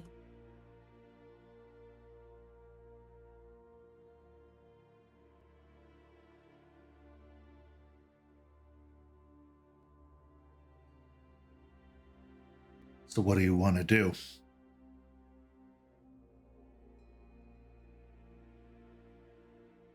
Are you asking me as a friend?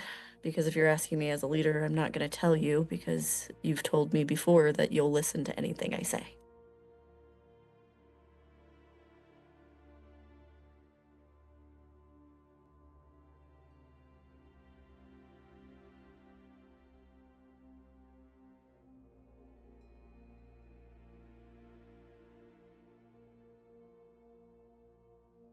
just, you see his composure just start to fracture as if he's becoming a child before your very eyes that's pouting. I could do so much good. I could send resources, all the things that Isidoro didn't get from them, I would have the power to give. No, Charles, is that what you want? Don't know. You do understand doing that. You would not have Jester. You would not have the rest of us anymore, which is fine. I'm not using that as a bargaining chip to sway you one way or another. You could do a lot of good. I understand that. I can't argue that point. But you specifically would be losing a lot. Is that what you want?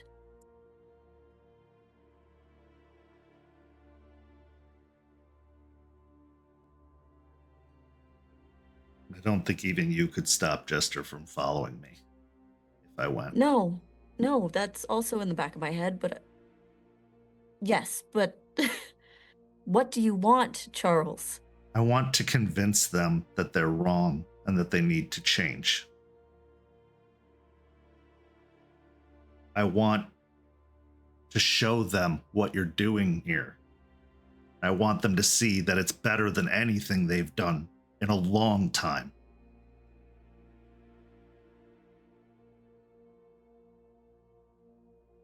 Aspen will get super vulnerable, and she'll put her hand out to touch Charles's hand. Then we'll do that together.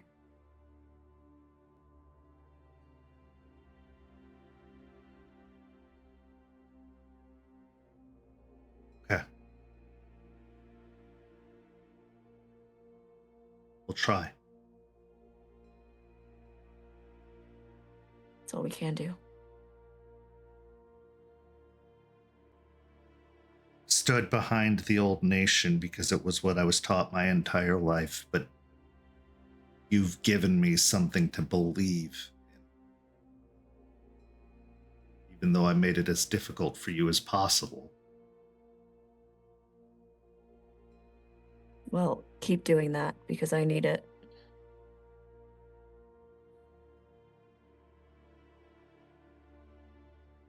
Practice taking things less personally for your own sake.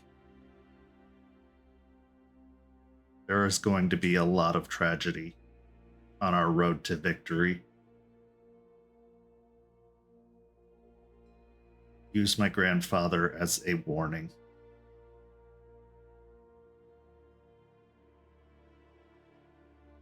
Because no pressure, Aspen, I'm not sure this would survive without you. Not right now.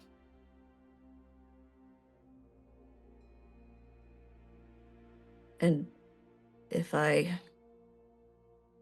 start veering in a direction that you see as cyclical, I still have the chloroform. I was going to say, please don't kidnap me. Just tell me that we can have conversations, but let me know. And if I'm really not listening, then the chloroform may be necessary. All right. Jester's very hesitant about this trip to the Dreaming. But I think she needs to go.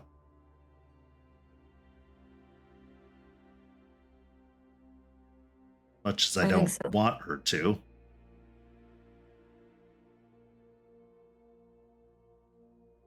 I think she'll be upset if she misses it. In the long term, most likely.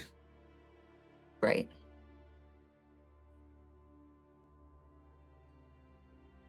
Now the difficult call.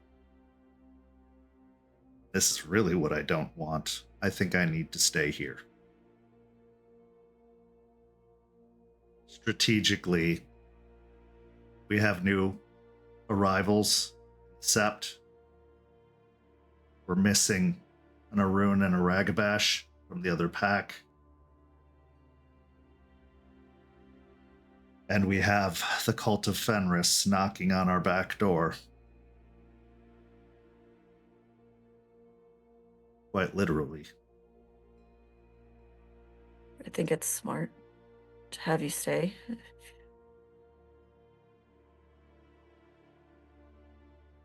I promise I won't fight any dragons without you. Don't make promises you can't keep. It's true, I am an oath breaker. Just comes with the territory, I guess. But we have other allies here, too. If you need help. We have Matthias and Anna. Which, speaking of Matthias, he wants you to give him a call. He says you haven't been reaching out lately. Charles furrows his brow and reaches into his slacks pocket and pulls out his phone. Why hasn't he called? He says he's tried to reach out to you.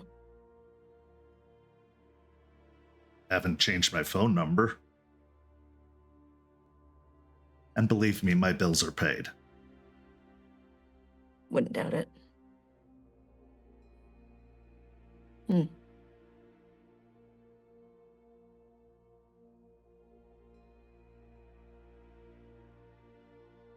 Weird. I will stop by and see him. But he hasn't reached out. I just assume he's been doing what he does. He was a little weird the last time I saw him, but I don't know. Maybe it'd be good if we both continue to check in on him. I agree.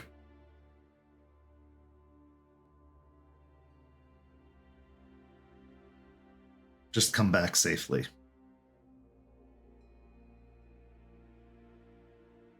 We And will. I don't know what you're walking into, and that bothers me. So be careful. Be on guard. There's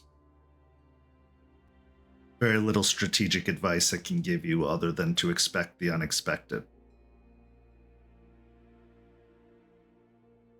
And don't be afraid to run. I think Jester's learned a lot from you.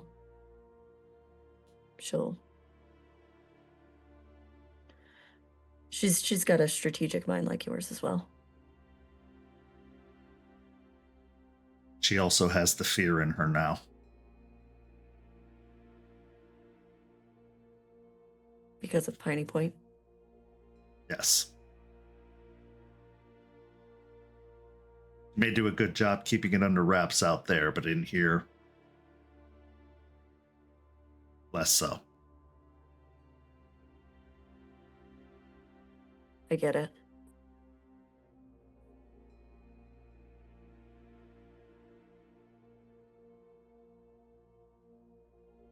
I'm sorry of the trouble this is causing you.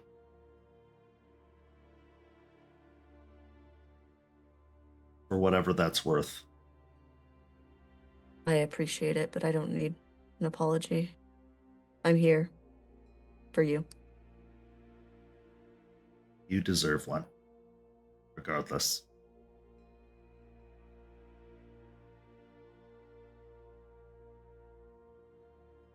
He looks almost like a child looking for a safety blanket over towards a rag and cleaning solution on the counter, and he grabs both and then opens up the cabinet beneath the sink and puts them away.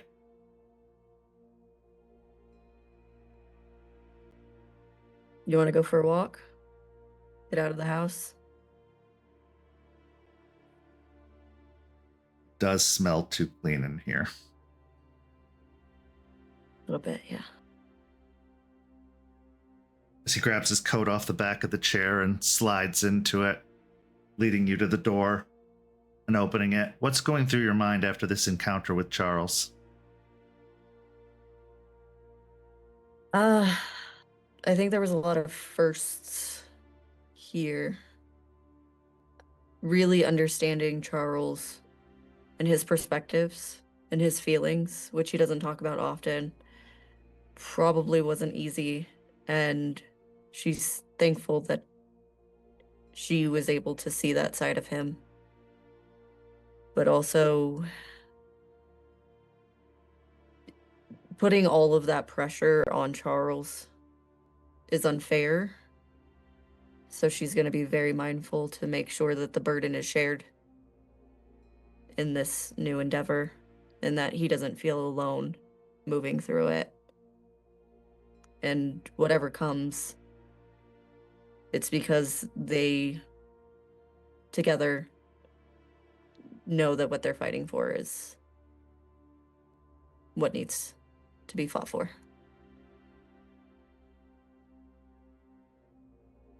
And what does Aspen want? Talked a lot about what Charles wanted. Didn't really delve into her own personal stuff other than to do what she does best and deflect. What does Aspen want after this conversation? It's a bit strange because she did deflect to have this conversation with Charles, but it did end up bringing up what she really does want, and that's to make sure the people around her, the people she cares about, thrive and are happy. So she got to do that with Charles.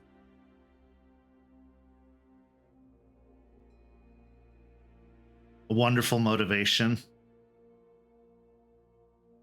but it may be a lot more difficult to keep up than it seems. Because while some people want to save the world, others want to see it burn. And some of them may be closer to home than you realize. We now go to break. We'll be back in just a few minutes with the second half of tonight's story.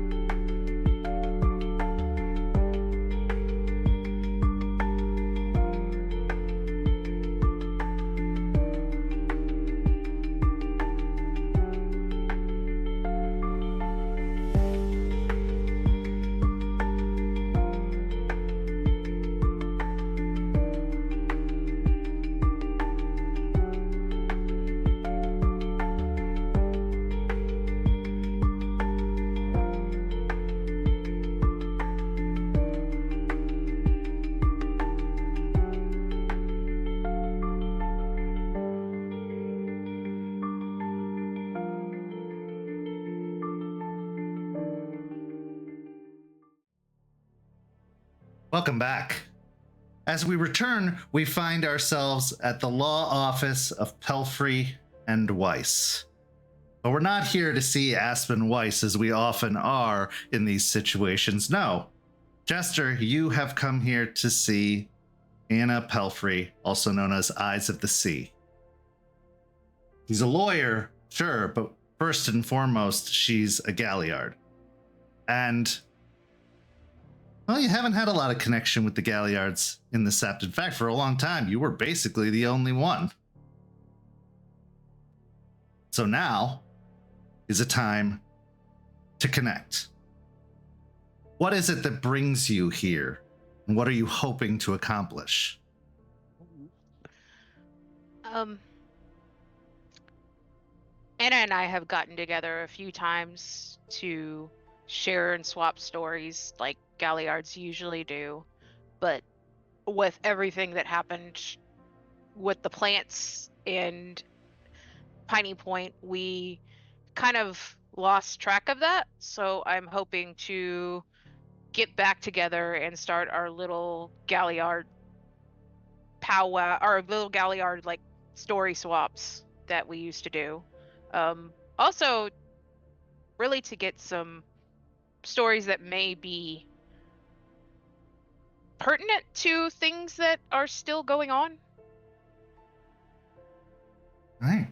So as you arrive, heading up to the second floor, to head to the office that belongs to Anna Pelfrey. You reach the corner office with the heavy wooden door, passing by all the cubicles of the associates that help make this law firm what it is. You knock on the door, and there she is as she opens the door, her lightly graying hair, the wrinkles starting to form more and more at the corners of her eyes and mouth. Her hair done up into a bun and wearing a business casual dress suit. Malicious Jester, good to see you. Come on in. She'll step in. It's good to see you too. I have to ask, she says as she closes the door and starts to walk over to the chairs that the two of you usually take in these story sessions, both on the same side of the desk. She stops by a kettle and pours a couple of cups of tea. Where did the malicious come from? You have a keen wit and a clever sense of humor, but I don't view you as spiteful or violent.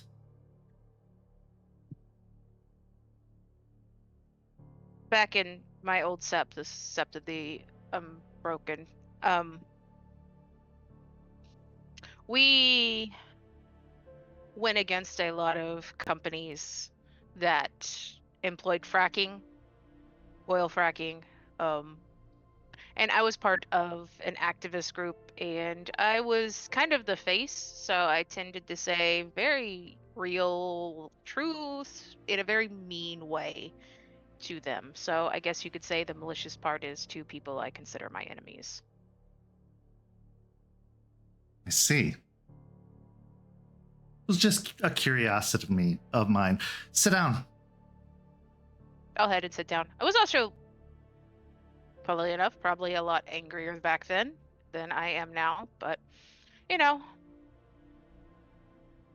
it's growth, I suppose. It's unavoidable, for better or worse. Growth, especially in the experiences in life that we lead. Yeah, I kind of learned you grow or you die. She gets a very curious and contemplative look on her face. Maybe it's time for a change. But enough of that. What brings you here other than our typical stories? It's been a while. It has. A lot has happened. I'm pretty sure Aspen told you about the weird plant thing we had. Any point, yes.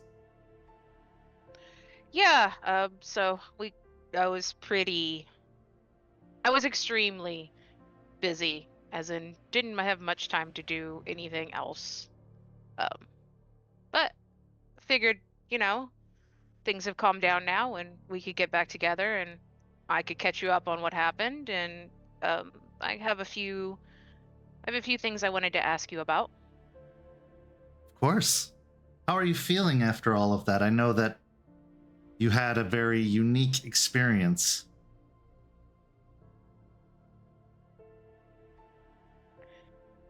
For somebody who stays out of the Garu politics, you're still kept up with things.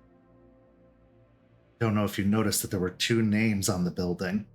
I do. I'll have a little talk with her after that. I am working through some emotions about what happened to me. It's kind of a struggle, but I think I've made some headway in it. Good. These things take time. Now, that's not meant to be used as a crutch or an excuse. This is a tale of victory and triumph, Jester, not a tale of tragedy or a scary story. I know. Honestly, at this point, it's probably why I haven't been able to tell the whole story, because it is supposed to be a tale of victory. But for me, it was horrifying, and I'm trying to separate myself from that. And it's hard. Can I offer you a reframe on the story? I would love that.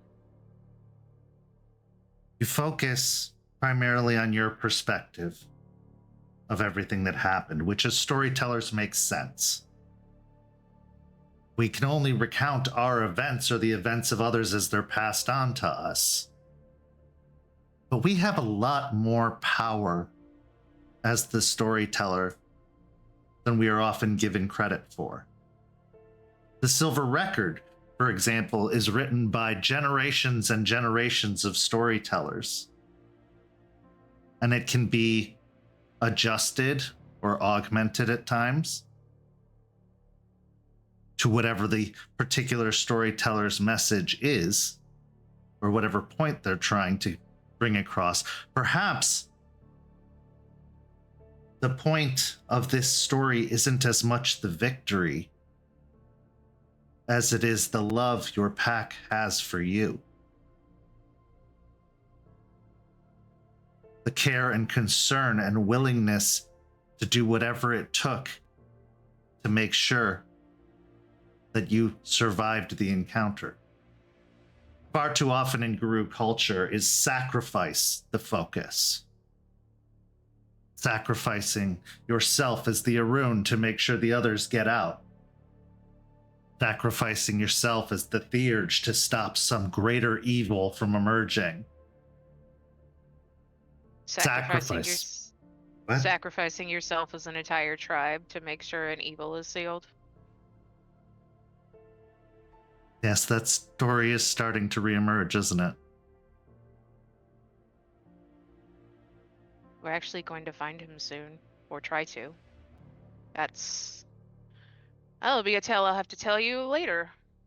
I look forward to hearing it. You can reframe the story.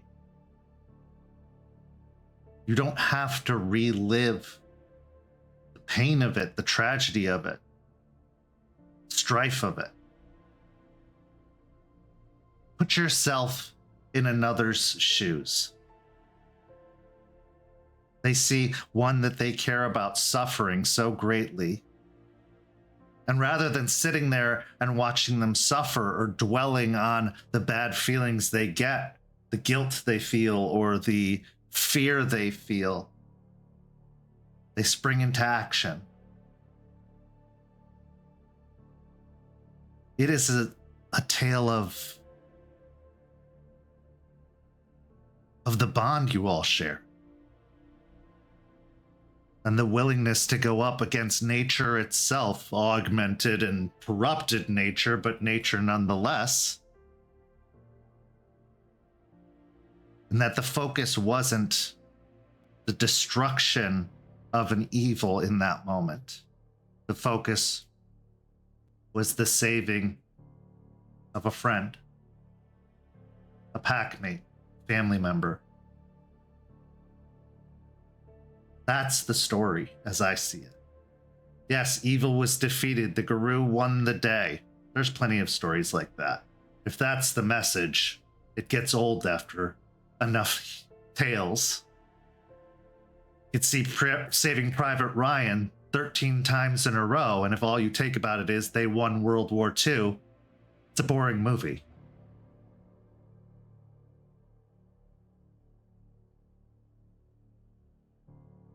I see what you mean. Thanks. That helps. It's easy to get stuck in our own heads. This is a lot, all of it. One of the reasons I stepped away from politics when it comes to Guru, I wasn't in my own head enough.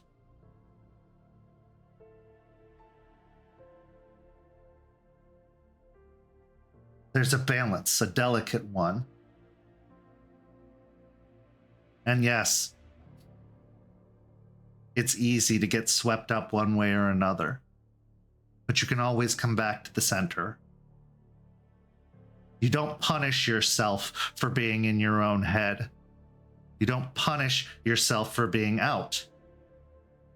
You just make the necessary moves to get back to where you want to be, even if it's reframing a story.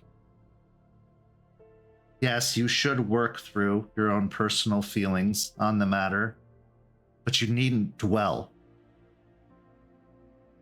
because the story keeps going. It moves forward. New stories are happening every single day. Don't get your fingers stuck on a particular chapter.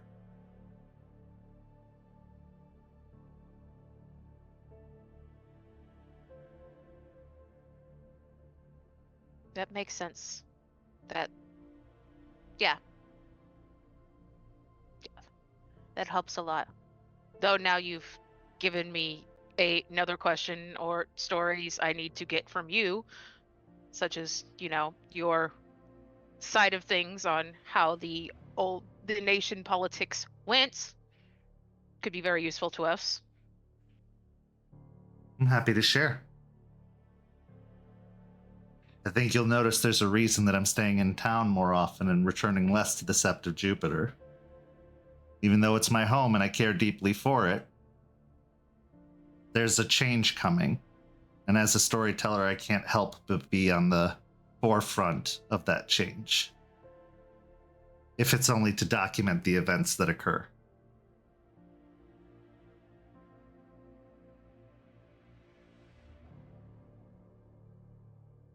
What do you think the old nation's biggest problem was? I already said it. A belief that sacrifice is the way. That all of this that we're doing, the sacrifice of our lives to serve Gaia, is what we're meant to do. Yes, it's true, we're meant to fight. And yes, some of us will die and some of us will sacrifice. And while those sacrifices should be honored and remembered, it shouldn't be the basis of the story. It shouldn't be the basis of the decisions we make. It shouldn't be something that we take for granted and easily disregard. Yes, we'll say we'll tell the stories and we'll honor them, but we also support the idea of it. And we tell it as if it's something to aspire to rather than something to learn from. Guru don't have to die to serve Gaia. Will they? Yes, some will. Because the world is an unpredictable and chaotic place, and the dangers are mounting more and more as the days go by. But the goal should be to live, not to die. I've been thinking about that for a while. Feels like the whole focus on us sacrificing ourselves to save Gaia kind of just feeds the worm more, since it is death. In a way, yes. But death mean, is also unavoidable. So if you're going to die, die for something you believe in. I know, but is it all necessary? Or could there have been other ways? She gets a far-off look as if recalling her own experience.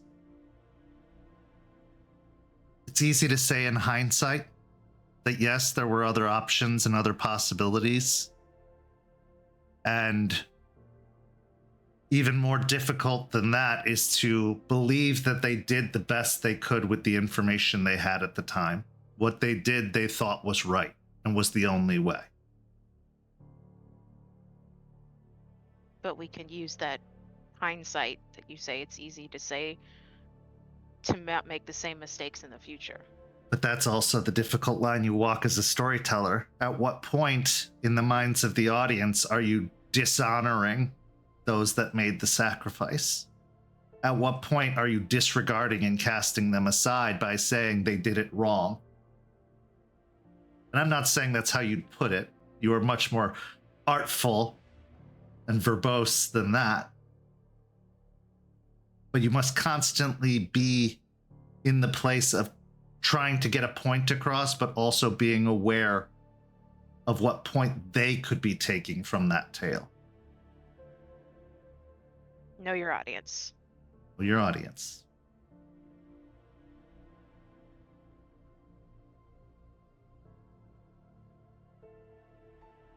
What do you think we should take away from Tales of the War of Rage?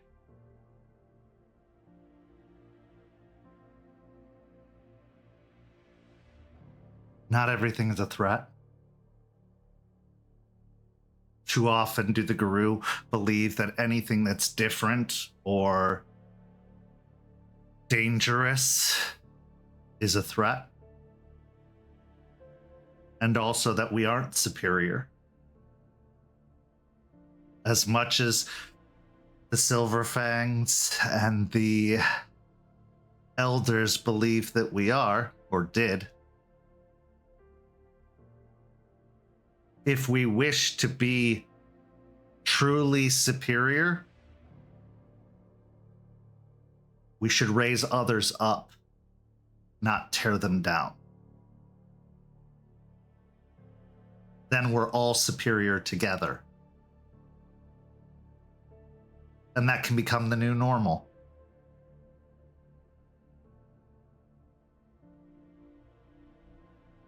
I like that.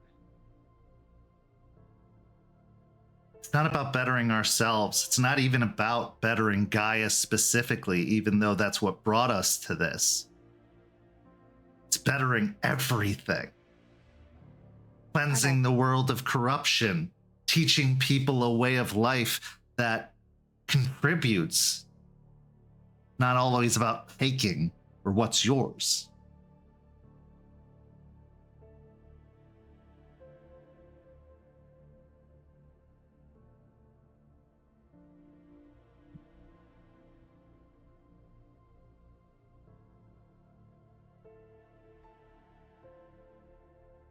I don't know a lot of the stories, only what I've been managed to get from Aspen and Charles and, well, a couple of the others changing breeds that are around here, though She Who Shines is not yet willing to share a lot of her stuff with me.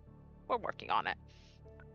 But feels like to me, Gaia chose all of them to have certain things, certain parts in the story, you could say, like each of the auspices. And our mistakes aside, might be good to figure out what those are so we can try to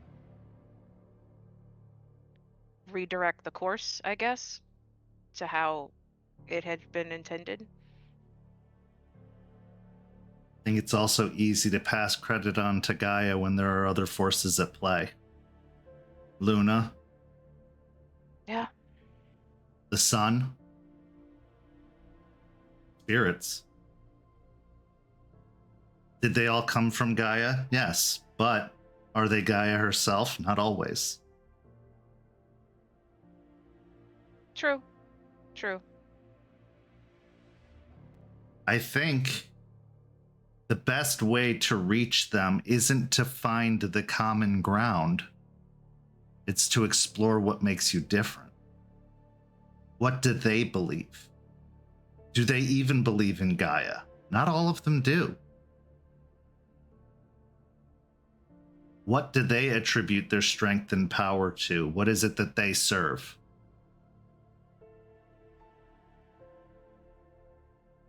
The elders, the ancient generations, the ancestors, they didn't explore that, because if it was anything other than Gaia, it was bad. And if it was Gaia, they weren't doing a good enough job.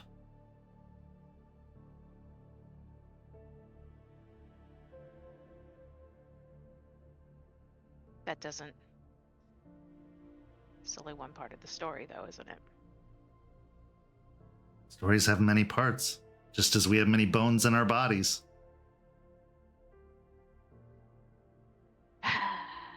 I'll keep working on She Who Shines. Try to get her perspectives.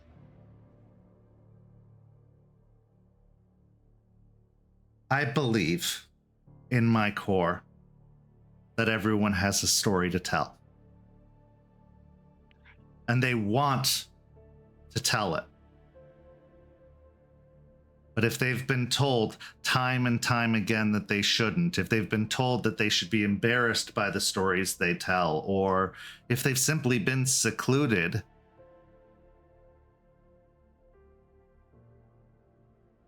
then it's going to be more difficult. But I believe they want to tell it. You just have to break through all of those barriers and walls of fear, regret, even valid lessons they've been taught, like not to trust Guru, that Guru are here to kill you or subjugate you.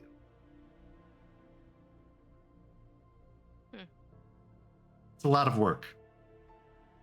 But if you show genuine care and interest in the things that they have to say, eventually that doubt, that cynicism will fade.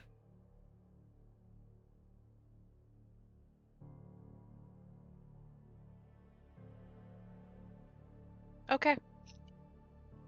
So do what I do for a lot of the SEP members. This comes back to the belief that maybe it's time for a change. Because when you introduce yourself with malice, even if it's just a token name given to you for deeds long past, that's what they're going to expect.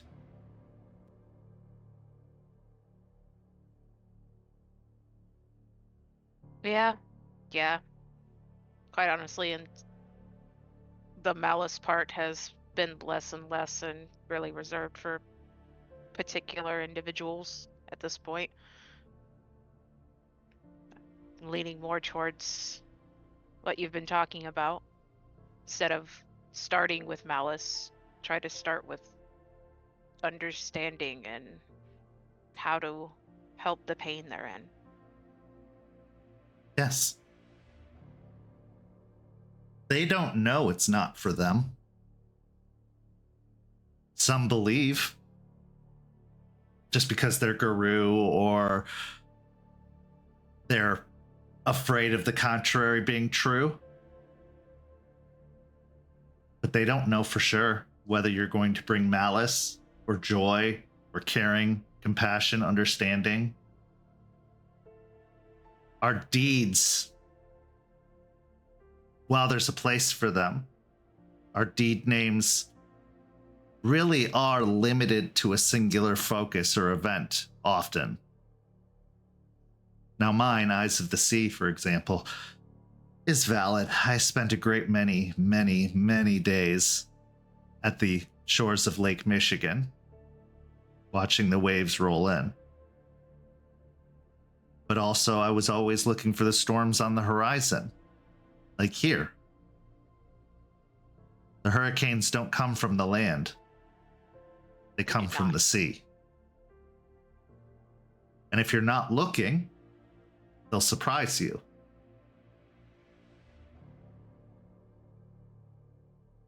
Yeah. Yeah. I mean, luckily in this day and age where we have pretty good technology to figure that out. But yes, we still need to watch. We still need watchers. Don't forget, technology are spirits, and spirits can be manipulated.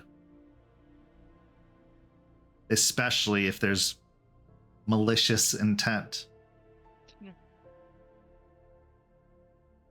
Now, Yes. some of the younger guru don't quite understand deed names as well as they used to. They might just think I like boats a lot.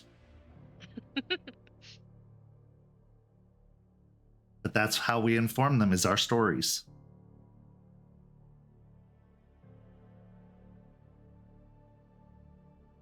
And it's a sacred and honorable responsibility. But it also can be manipulated and has been. There's a story that when apocalypse came, yes, this story refers to the apocalypse in the past as if it's already passed, that King Albrecht marched an army of Guru onto a battlefield, and the Messiah of the Worm, Jace, rode into battle on a great green serpent.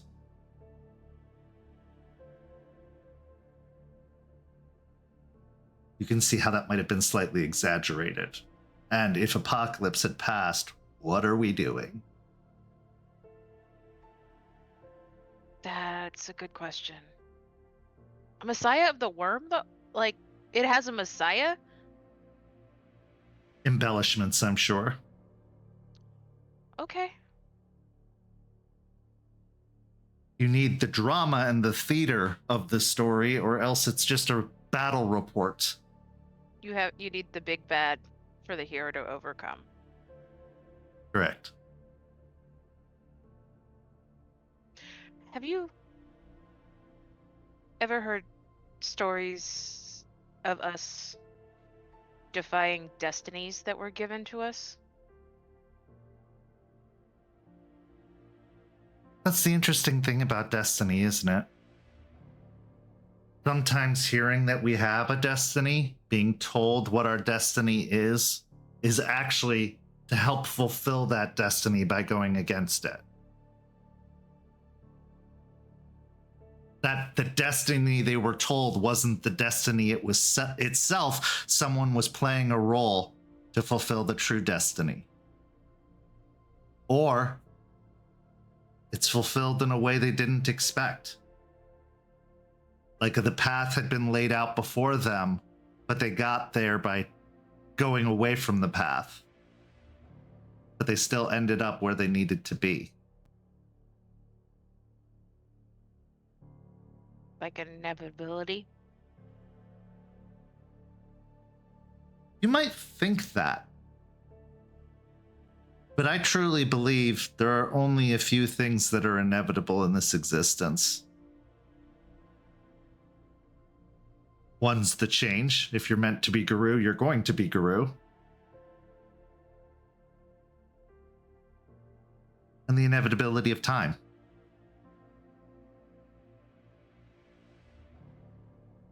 And death.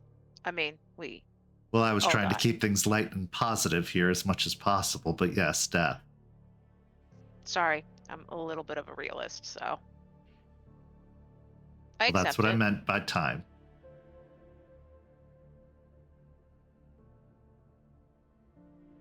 Why do you ask?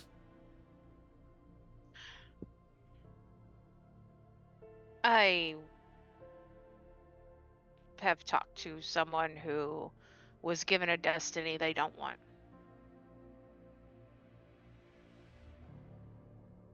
See. Well, is it possible to defy destiny, I suppose? There are the factors that you can't count for, like early death, or, well, losing the wolf, falling to Hirano.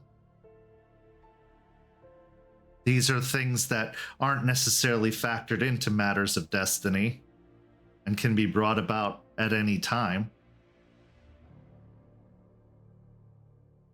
So have there been stories of destiny being avoided? Not necessarily, because that's not necessarily the best story either. Those tend to be forgotten, swept under the rug, because it seems like a story of failure. Not living up to your potential or fulfilling your purpose. Okay. I am sure many have fallen short of whatever their destiny was or escaped it somehow. But as for actual tales of it, no. Okay. Interesting. Your destiny is to sacrifice yourself to save others, and you don't go through with it and the others die. Is that a story you really want told? It's fair. Which makes me feel like defying the destiny could have worse outcomes. As in, maybe the destiny that Spirit has given would be something that would lead to the best outcome, and the consequences of defying it might be worse. Could. Don't believe in absolutes, Jester. I don't. I mean, Spirit's giving out prophecies and stuff are vague as shit anyway, so sorry. By design, they can't be wrong if they're vague. Right. Even visions I hear from some of our theurges are vague.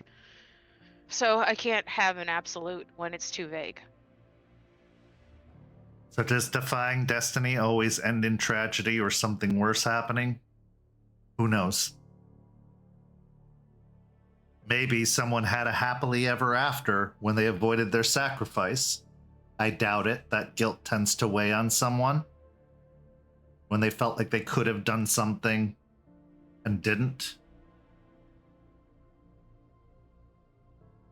But in reality, a destiny is a perspective on our potential. And often it's a course that's already been laid out by our actions and our choices, and just predicting the outcome of those actions and choices.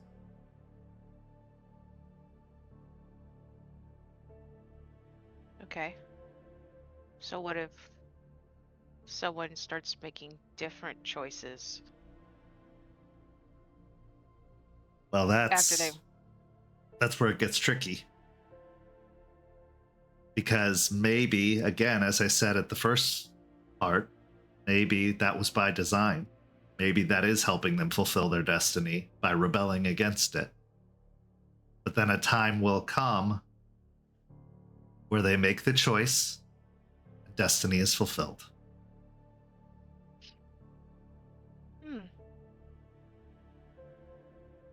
Feels like all this is just to be saying, does it destiny or not, just try to live the life that make your choices the best you can for yourself.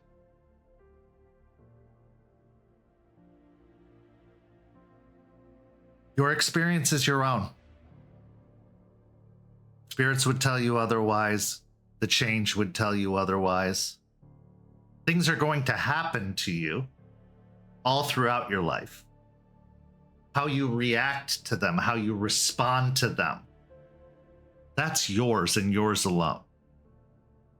Let's set aside the manipulation of banes and certain gifts and the like for a moment, but in reality, your decisions are your own. How you react to tragedy or triumph, you are in control of that. Spirits are always watching those choices, learning who you are as an individual, and then predicting where you'll go. And secretly, I think some of them have a bet or a pool going. And one tries to put a thumb on the scale by going and telling that person what their destiny is. I could imagine that. They aren't that Actually- different than we are. Actually reminds me of that Bible story of Job. The bet God and the devil made. Yes.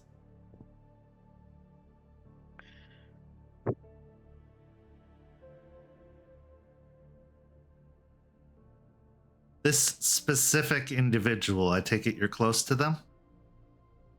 Yeah. And you fear for them?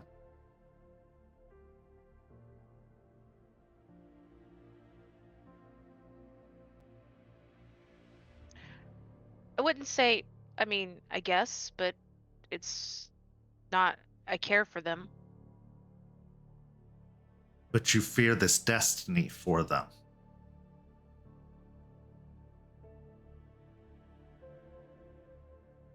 I suppose. Or you fear what this destiny means should it come true. I would leave more for fearing for them and what it would do to them. A destiny isn't the end of the story. It may be the end of a chapter. And for some, yes, it is the end of the story, but not always. Usually it's like a checkpoint. Don't try and predict what comes after, how it's going to go. You can only go off of the information you have. After that, you're projecting your own fears and insecurities on what it means. You're trying to interpret it, and trying to interpret spirits is not our job. Fair. Nope, it's not. The best I can go off of is they have something that they are a thought or representative of, and if you can understand that a little bit, you can understand on how to deal with them or interact with them. But beyond that, no, I don't really try to interpret everything about them. They're kind of confusing sometimes. People are confusing too. They The are. Rue are confusing. Wolves You are had all that confusing. testosterone into a being, they're going to be all over the place. Yeah. We tell the tale. We share the lesson. We keep the stories alive as new ones are being created. And we learn as best as we can. And we honor as best as we can. Because without Galliards, without archivists, without historians, it's all forgotten. And forgotten is worse than death. Because then none of it meant anything.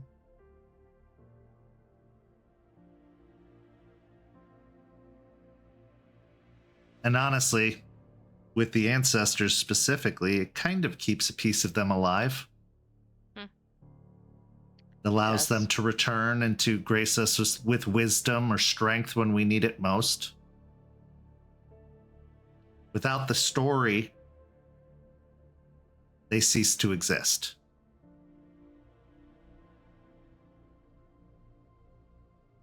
I've looked at it as without the stories, yeah, they would cease to exist.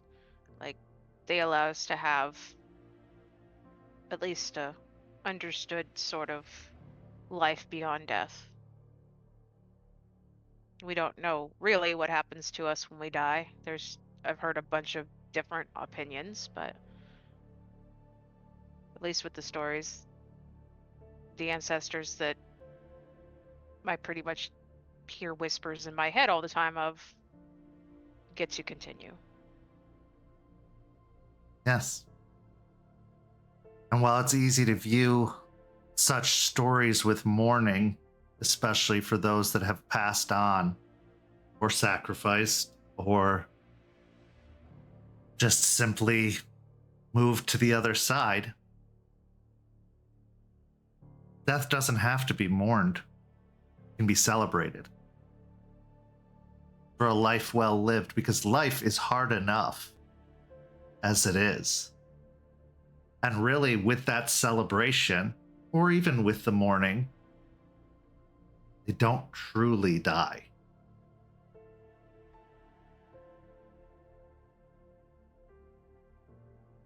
They live on in us and in those that cared about them and listened to the stories, even those who never knew them, but hear of the great things they did.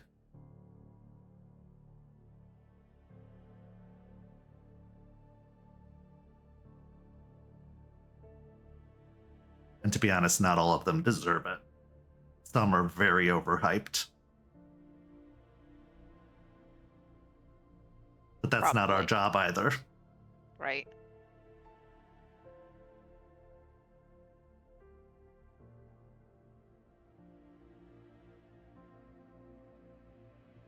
Don't fear the idea of destiny, especially if it's not yours.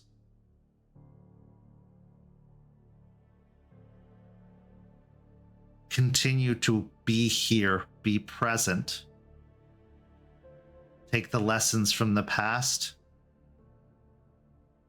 and let it work itself out with support and care and concern at times, certainly. But avoiding it altogether, you're handicapping yourself.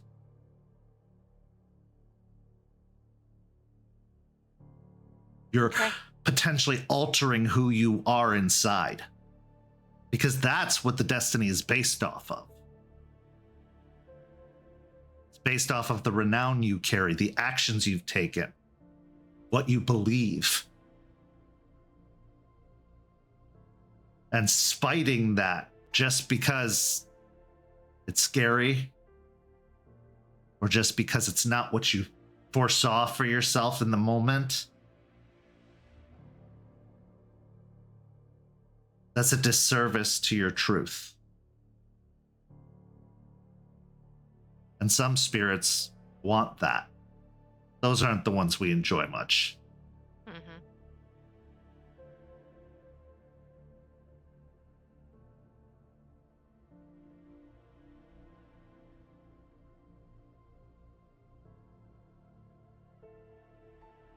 And I guess if someone changes, not because they're trying to defy their destiny, but just because they change over the course, that's probably a part of that destiny too. Most likely. There are certain guru who've learned how to receive premonitions from the spirits. Similar to a story of destiny, it's a future that's laid out in front of them. But why they keep it vague is they don't truly know. Who could? People are unpredictable. Spirits are unpredictable. The world is unpredictable. But if you observe long enough, if you study human behavior, individuals' behavior,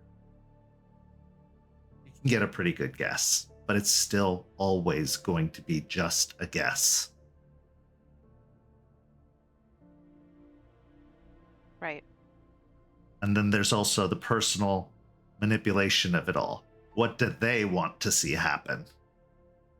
Right. Because spirits still have ambitions. They very much do. The weaver, the wild, the worm, they all must work in harmony, but they all are individuals. It's kind of one of the things that makes us similar to them.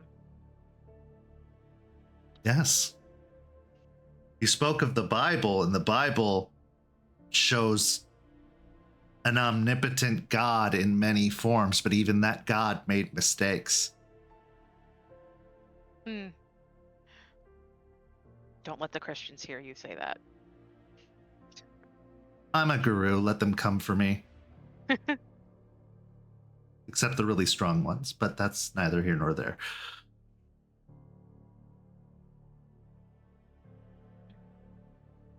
No one knows everything, and if they do, they're beyond this.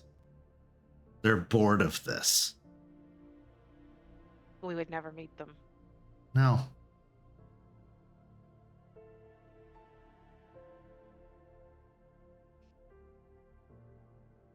We rewatch movies because we like the story. We retell tales because we love the tale. And every time we do it, we're looking for something new to take away from it. We might focus on another actor's performance. We might try to embellish the words a little bit more to make it sound better than the way we heard it. We're always trying to find something more from it. It doesn't take the nostalgia away. It doesn't take the original enjoyment, but that fades the more and more you do it. So you need to search for another meaning, another bit of enjoyment, another hit of dopamine. Right.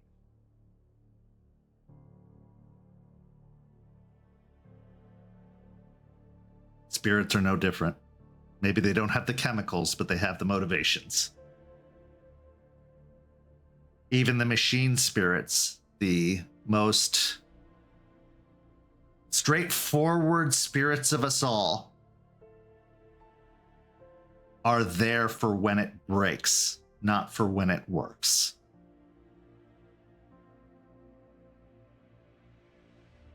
Yeah, I could see that.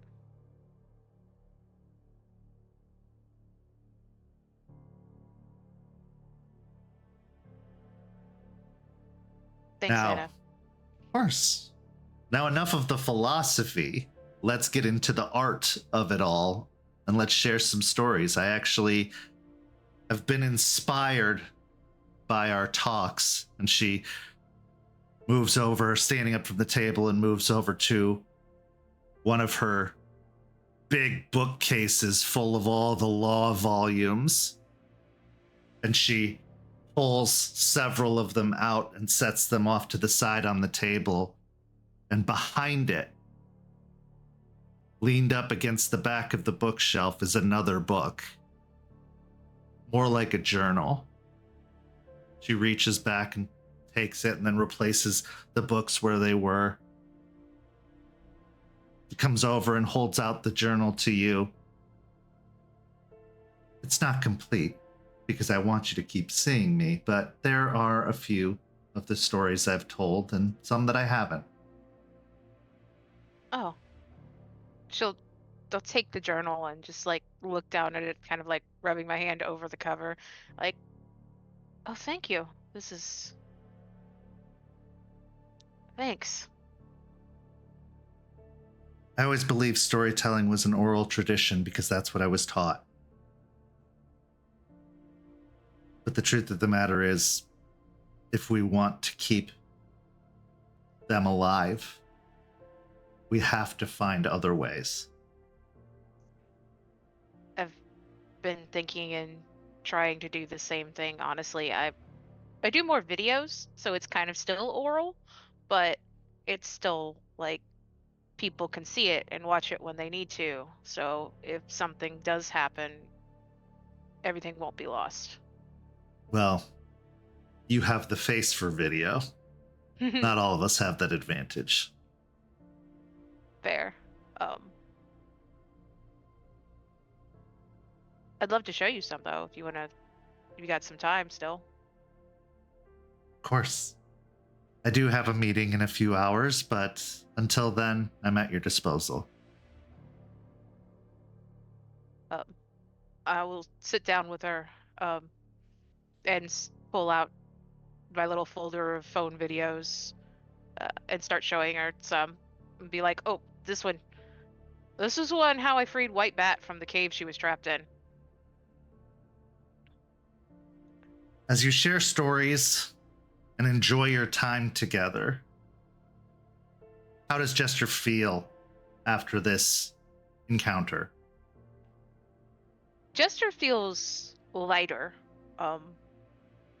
She doesn't talk about it really, but it does feel like it's felt like a huge weight being the only Galliard for so long in the pack and the Sept. And I know the Hellhounds have a new one, but she's so young. I don't even know if she understands what it means to be a Galliard. But talking with Anna, she feels this relief and a bit of nostalgia for Gibbous because she's not had another Galliard, an older Galliard to go to and get advice and talk about things like this much. And so it's helped relieve a little heaviness that she carries with her all the time. Stories keep us alive even after death. What story do we choose to write for ourselves? And beyond that, what stories will others tell? Because just as much as our actions tell a story, just as much as our connections tell a story, so too do our dreams. And not all of those stories end in victory or success. We now transition to our next scene.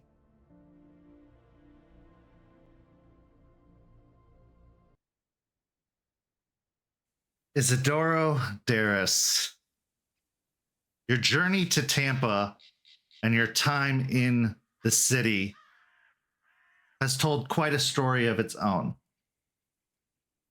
You came in with the belief that an abrupt end was waiting for you. A glorious and victorious death for the nation, but really for yourself. But since then, you've found reasons to live.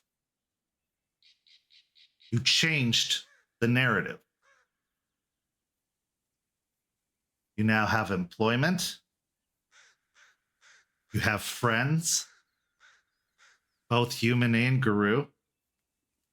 You've met with others of your tribe, and you've even started to have a relationship with Unicorn, your patron, one that you'd, for the most part, avoided most of your guru existence.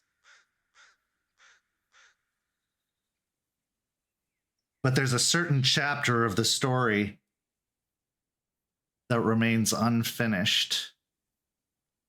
And now, with this knowledge that you're about to head into a place of the unknown, of danger,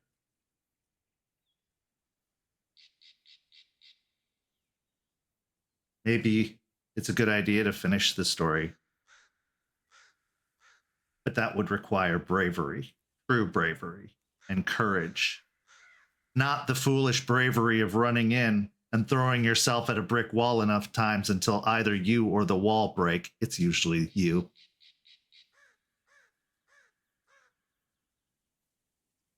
Is this that time? Or does the story continue with the chapter unfinished? You've come to the cairn early on the day of the rite, where the staff will be broken, where Eshu will be freed, and perhaps the gates to the dreaming will be opened. Now you know you are a capable combatant, but you have the humility to know you're not the best. And now you have the added pressure of, if you go into the dreaming, you may be the only thing that keeps this sept, this pack, alive. It's the constant burden of being in a room. So under the guise of looking for advice, you approach Charles Albrecht, knowing that he is not going into the dreaming with you, that he is going to be the only thing standing between this sept on this side and utter destruction for the time that you're gone, or chaos even.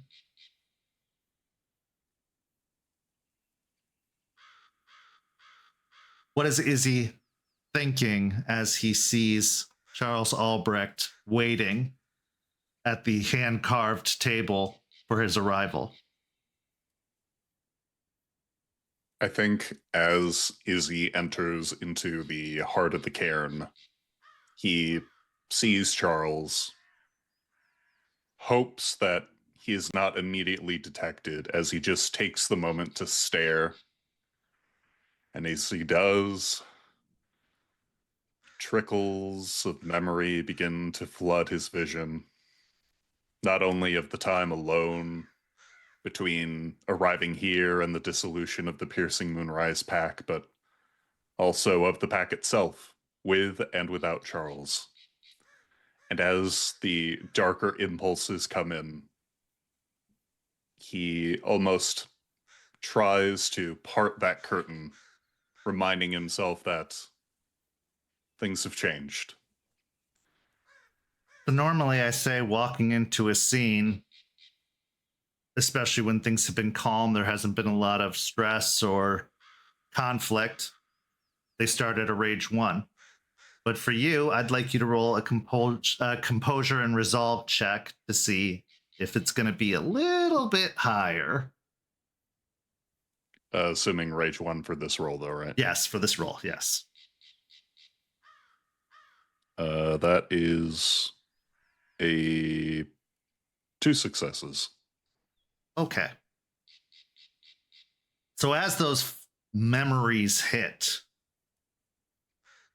as much as you want to keep them at bay, keep them aside, keep them from bleeding in, so long have you sat in them that they just know how to access you, know how to get to you. So you will be in this scene at a rage 3.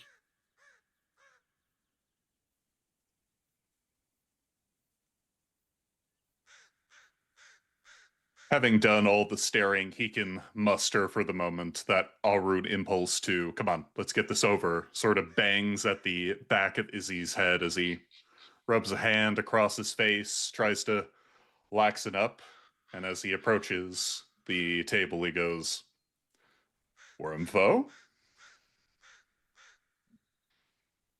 Isidoro? I was hoping to catch you. Is now a good time to talk? And with that, he will look around to what I assume is basically nothing going on at the Pretty moment. much. You know, Eliza's milling around somewhere with Terrence and with Willow, and that there's activity in the cairn, but you have a pretty good space. You've projected an aura which gives you room for this conversation. And Charles just always has that aura on. He's often very unapproachable.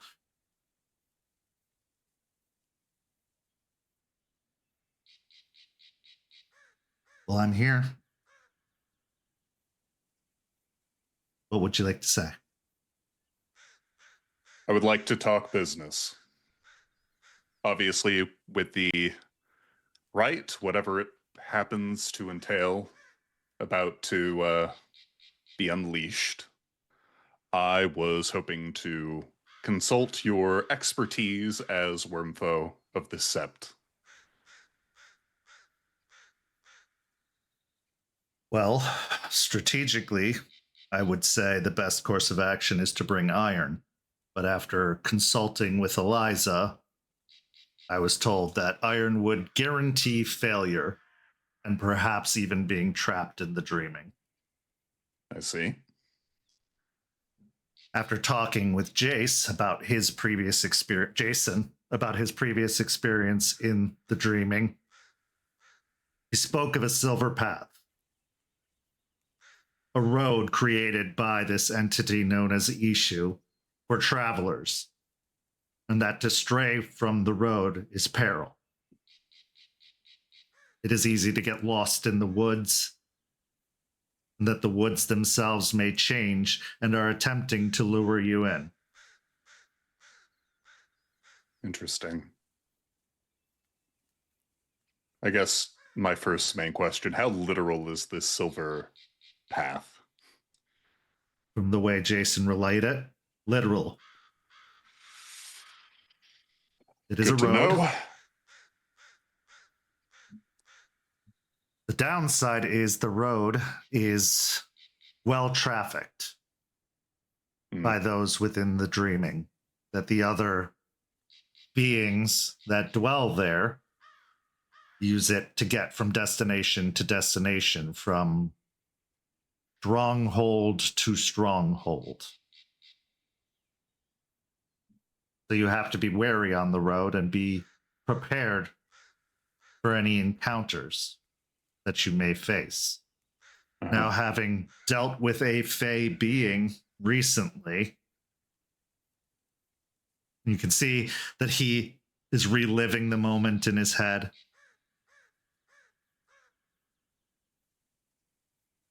If you are not strong enough, they can capture you. They can paralyze you. Like one of the leeches? More physical, surprisingly.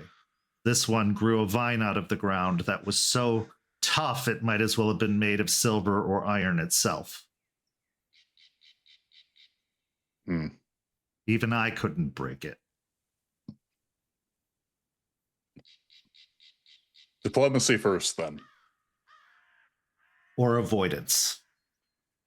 And I would lean towards the latter, because this is not our territory. This is not the Umbra. My only fear is that if this silver road is the only thing we're going on, how big is this road? Not exactly much room to plan a path around, right? Well, from what I was told, there are many junctions and places where the road splits. If you needed to, you could double back and go down a separate path until the threat has passed, and then resume the journey on the road. It's good to know. Of the main pack, who is set to be lead? Well, Aspen is going, and Aspen is always lead. But Jason's knowledge and experience within the dreaming provides him an opportunity to be a good guide. We also are unaware of what role Eshu will take in all of this. And as much as I frown upon taking the word of a trickster god, let alone a version of a spirit, there could be some wisdom to be gleaned there, but with a discerning eye. So, main pack, Aspen, Jester, Jason, Eshu, who I've only had secondhand information with, myself, and you'll be maintaining the care and sanctity while we're gone. Yeah? I will. Good. I believe Eliza is also going to join you on this journey to provide what insight she has as well. Isidoro, I wouldn't normally trust anyone with this task, but I know you're capable, and I know you'll do whatever it takes to get the job done.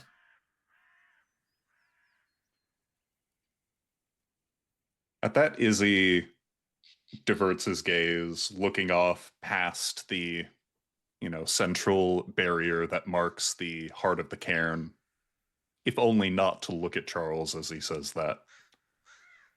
And he goes, I'm glad you're putting such faith in me. After all, the Wormfoe's word matters a lot here. The faith was never the problem. That was earned.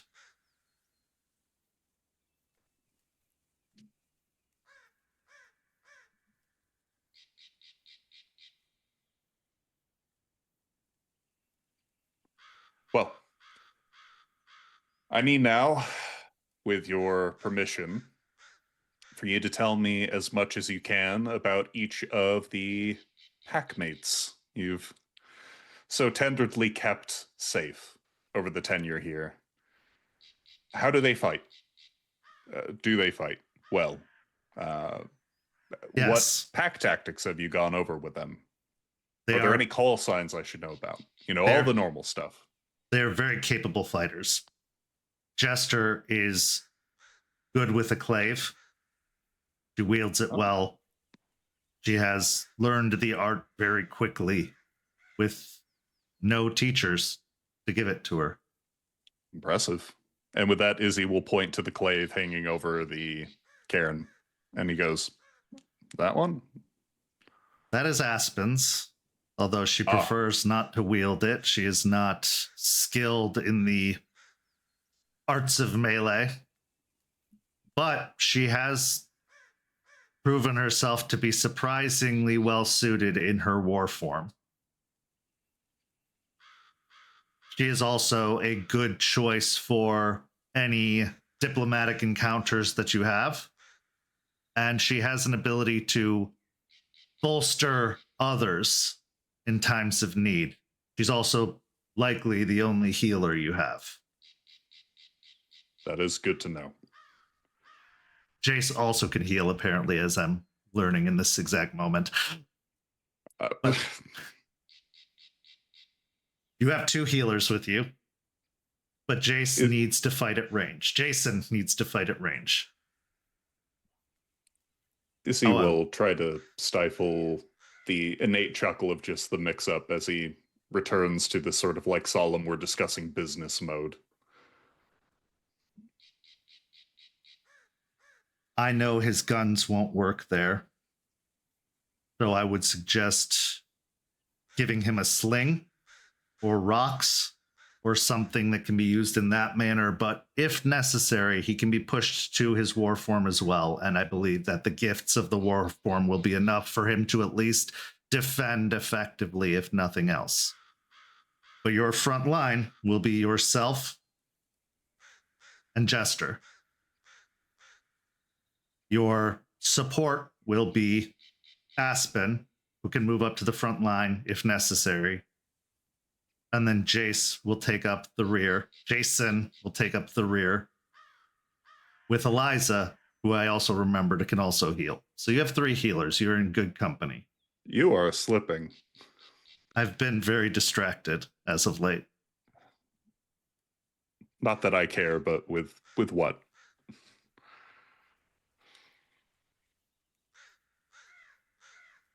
He takes a moment to decide how much to reveal, and then remembering Aspen's words, he says, Volkov is here. Volkov was my mentor. There is just the longest stare from Izzy, who doesn't know whether to console him or taunt him. And as the memories flare up, both recent and past, he bites into his lip as he goes,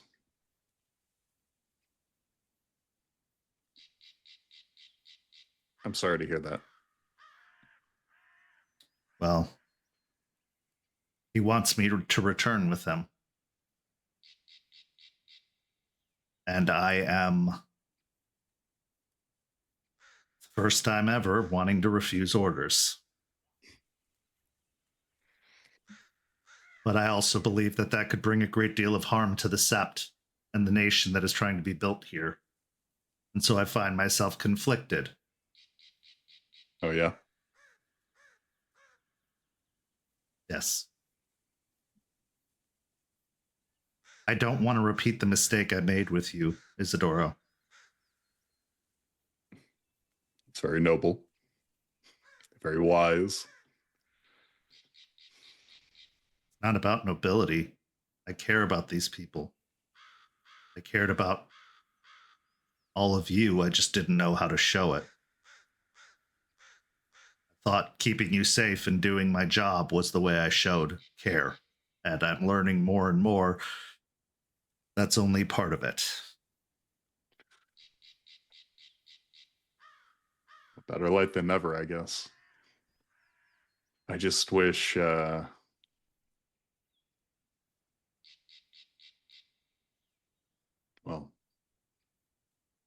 I wish I was clear-headed enough right now to tell you exactly what to do. I'm grateful for that. Even just the idea of it, I appreciate. But the reality is, wherever Volkov is, danger is not that far behind. Otherwise, I'd be going with all of you. And if it means keeping this sept safe, I'll do whatever it takes.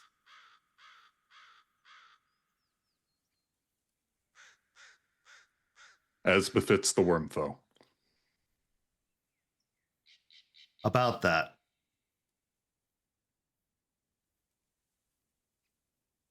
I don't know what the future holds.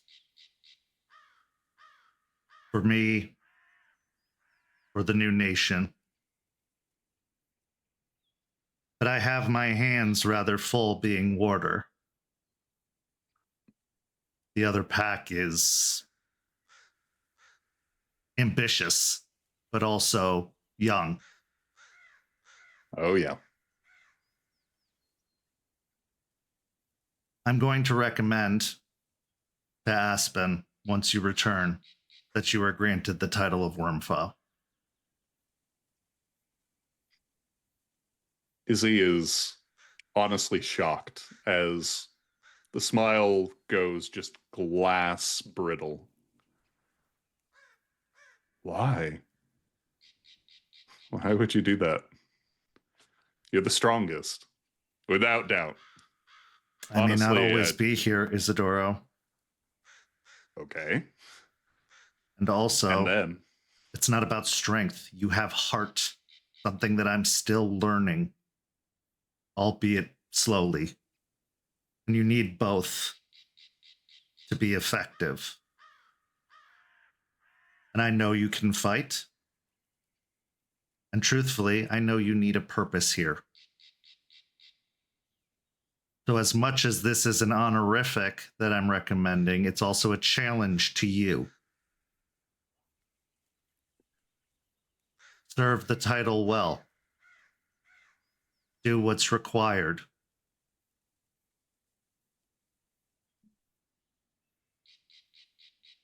so you waited until after I gave the faintest thought that I could talk to you again. After I met so many new people, both within my own tribe and without, even humans, and now you're coming in with this expectation. I'm sending most of the things I hold dearest in this life with you into the dreaming. And the fact that you came here to ask for advice, for strategy, shows me how seriously you take it. You don't know these people as well as I do. You don't have to care for them, have to care for their safety. That was an old nation expectation. This isn't the old nation. But the fact that you do care, and that I see you attempting to connect with them, attempting to make a good second first impression, tells me that you want to belong. And I believe you do. You would be right. For as long as I was without you, without everyone else, without Rabia or Meme or Summer Song or even Paolo, it felt like the world was burning into blackness. Not a vibrant fire or, brightness of anger, just a smoldering, empty ash.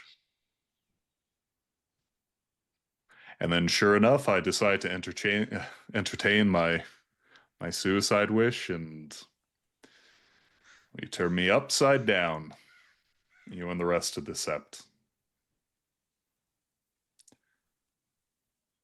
So, yeah, it's a little bit more than just me having the heart to know what is expected of me as an Alrune. I may not know them as well as you, but I can see, even I can see, that these Garu are really something.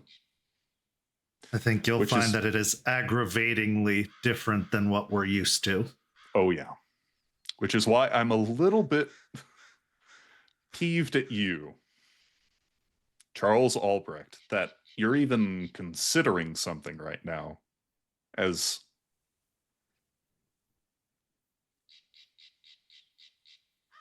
of leaving them. Believe me, it's the last thing I want, but I can see it preventing harm and potentially doing some good if I'm in the nation as their asset, helping to change things. But I don't want to leave them. I just don't want to be the reason they're hurt either. Because refusing Volkov is risking his wrath. Yeah. But you're older now. You can beat him, right? I don't know. Okay. I never have. But you will? I have to. I'll try. You will. Because if you don't, then I'm going to have to. And I don't think I can. So what is the sacrifice here? Do you want your best friend to die trying to avenge your honor? Or do you want to do it yourself? Yeah. You see the faintest smile across his face as you say it.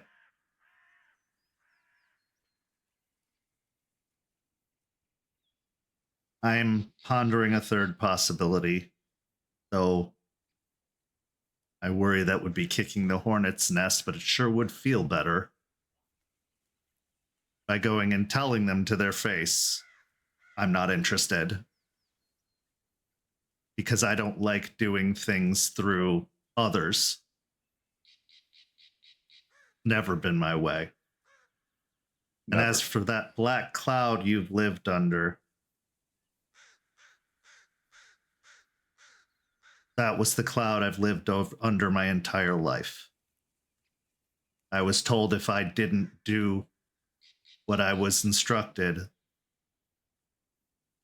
then I was just welcoming it. I would make it happen. I was told that it all rested on my shoulders, and this isn't to gain your sympathy, but it is to say that I understand what that feels like. And I'm glad you didn't embrace it.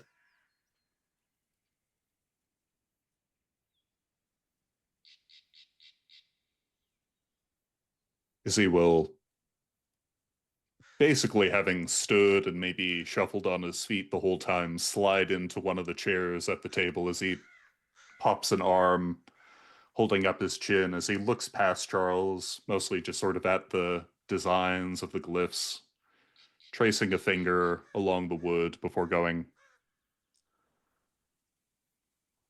You know, I can't say exactly what plans you might have going for you if you were to go with the nation, with your uncle, whatever Silverfang ass decides to start giving you orders, but I think both of us know that sort of political leanings might be beyond either of us. Like, do you remember how Rabia always got coffee from one of us? Yes. Just the sheer ingenuity. Like, before you even knew it, you were motivated by such anger that you were going down to to the Starbucks or whatever, and it was like you're walking out with the pastry in hand and you're like, wait, she just made us go get breakfast for her. Like, what the fuck? He knew how to manipulate like the best of them. Which is to say, you might see something I don't. I just have a hard time finding your plan of attack of being an insider on the nation to be a bit hard to stomach. As do I. It's not my first choice. It's not even my lower than my last choice, to be completely honest, but I need to know what's happening there. Somebody has the king's ear. Somebody is really controlling the power there and driving everything into the ground. And if nothing else, even if I don't stay there, even if I don't belong there, he's my grandfather. Izzy is frozen, as I believe this is the first time he's been told this information, yeah? Yeah. What? Jonas Albrecht is my grandfather. Shut the fuck up. No, he's not. What is it they say? If I'm lying, I'm dying.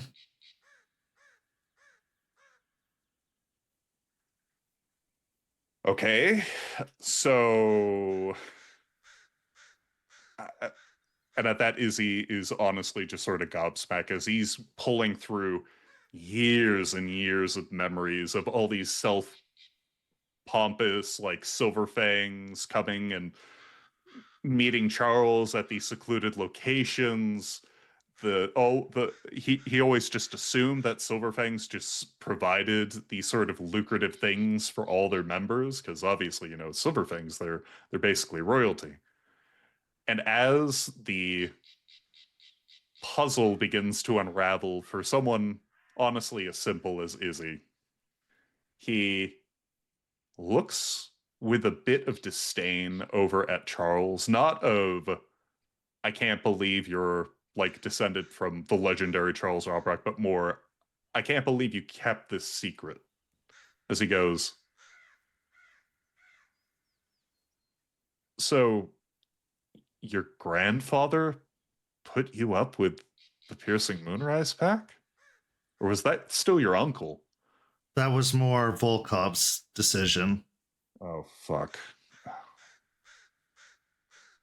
But my grandfather authorized it, as he often does most things that come from trusted advisors. My question is, what are those advisors' motivations?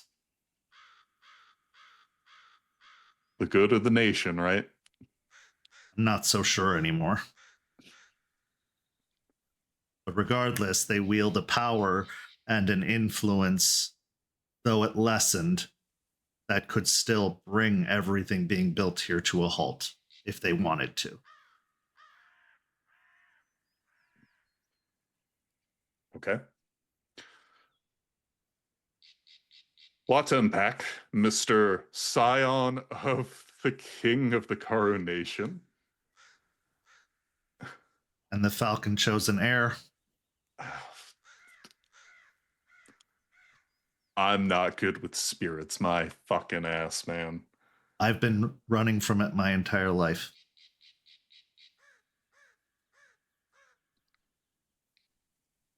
Because I don't want it, Isidoro. I don't want to be in charge. I don't want to be king. But I also don't want it to fall to someone who is going to exploit it, destroy it.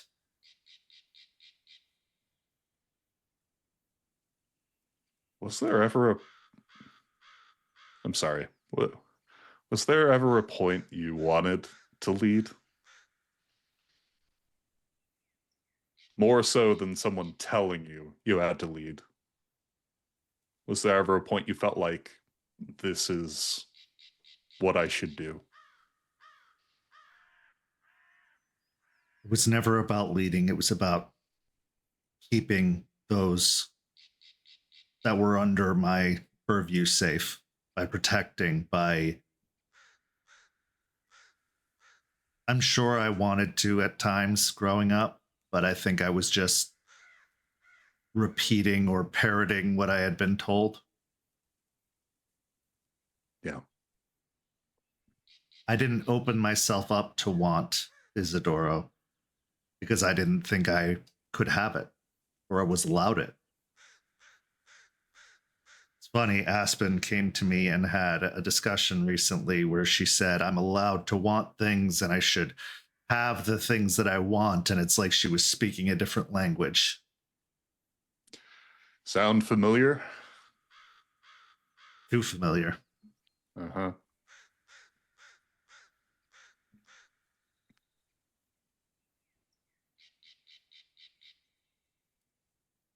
I am trying to change.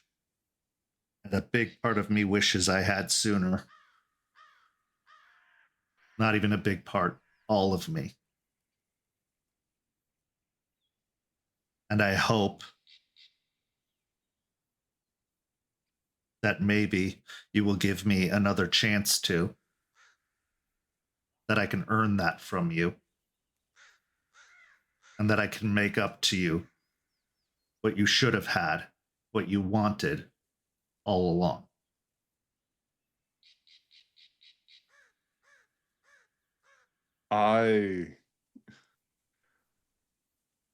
If you had told me any of this when I first arrived, I would have probably just thrown everything out the window and attacked you then and there.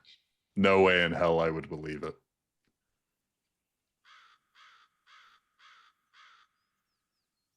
But I found myself just living, and man, does it feel good. And I can see, as much as I still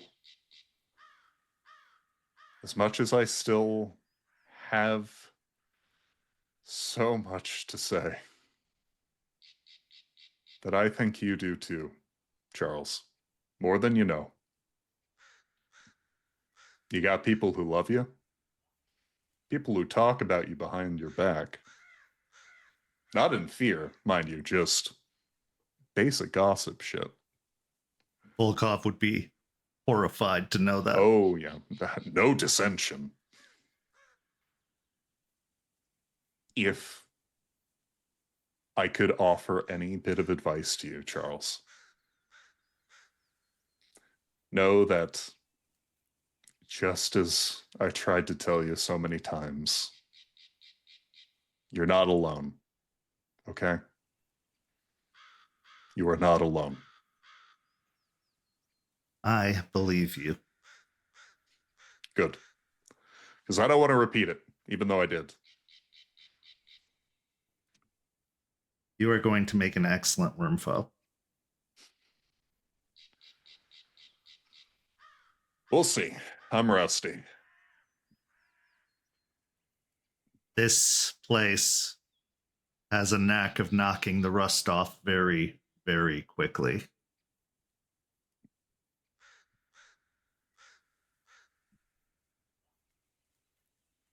Thank you. Thank you for trying then. Thank you for trying now. And I will make sure you don't regret it again.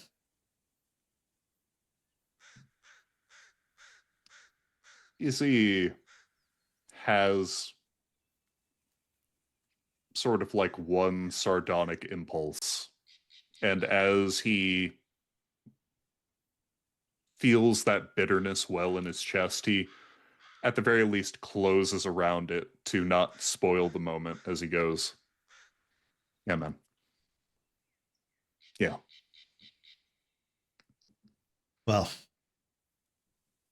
getting late, and you have to prepare. All of you. The others should be arriving soon, and the rite should be happening not that long after. I'm glad we had this moment. I'm glad so, too. Be safe over there. It is called the dreaming, but dreams can easily turn to nightmares if we're not careful. I've killed nightmares before. So have you. True enough.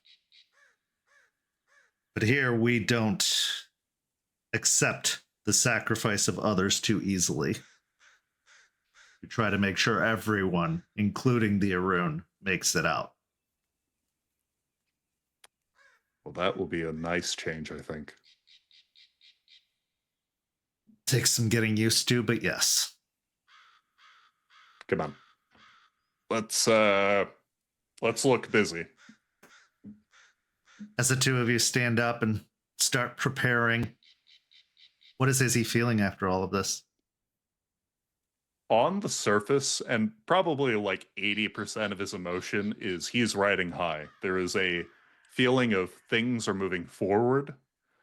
The life he once lived is just sort of like a haze, a fading thing in the rearview mirror. And yet, the pain, the memories of his former pack, lost and dead or betrayed, are still these cancer blots in his chest that burn at every warmth, every blossoming flower that he envisions.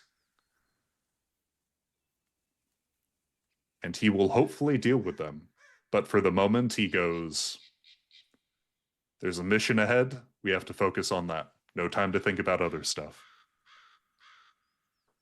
And as day turns to night, so too do we move on to our final scene of the evening.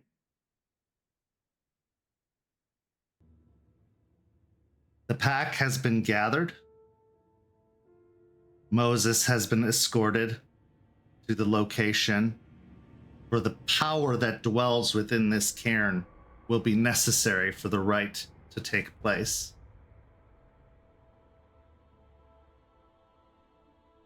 Moses had said a word that stands out to all of you, but none of you can truly understand when referring to the cairn. Percus, meaning a place of power.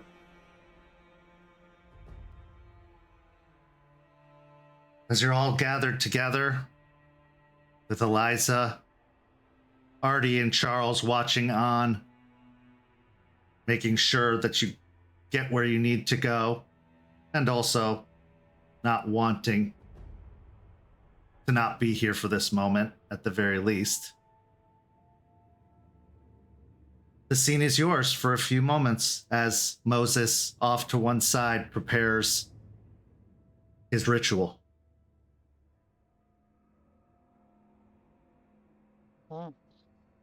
Aspen watches what Moses is kind of doing, and she's rubbing her temples and trying to prepare for something that she can't even imagine in her brain.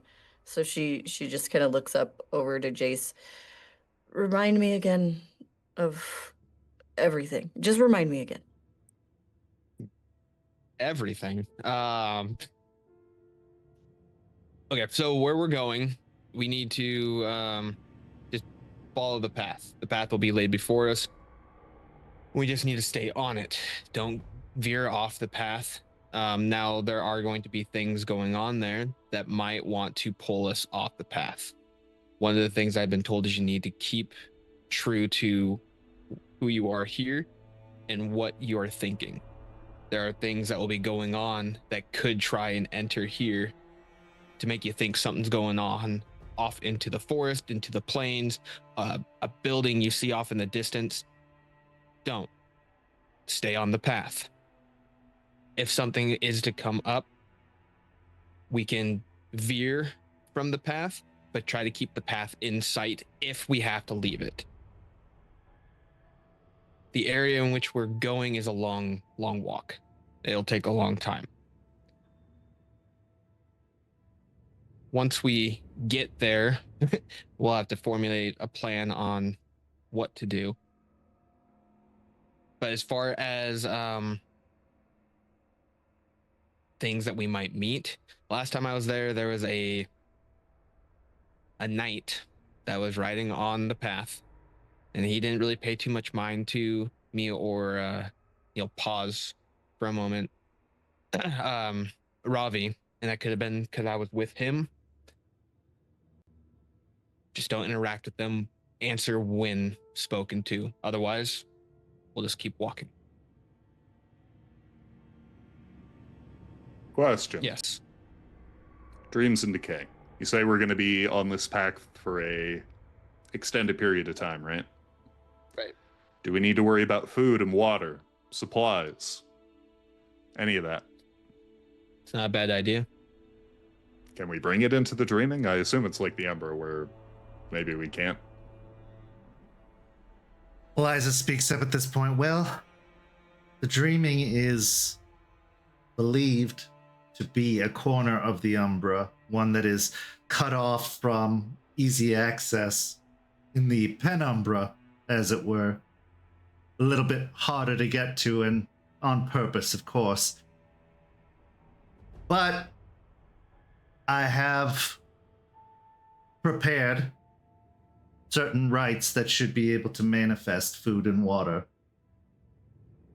If it does have access to the Umbra at all, it can draw upon the spirits of the Umbra, although possibly not reliably.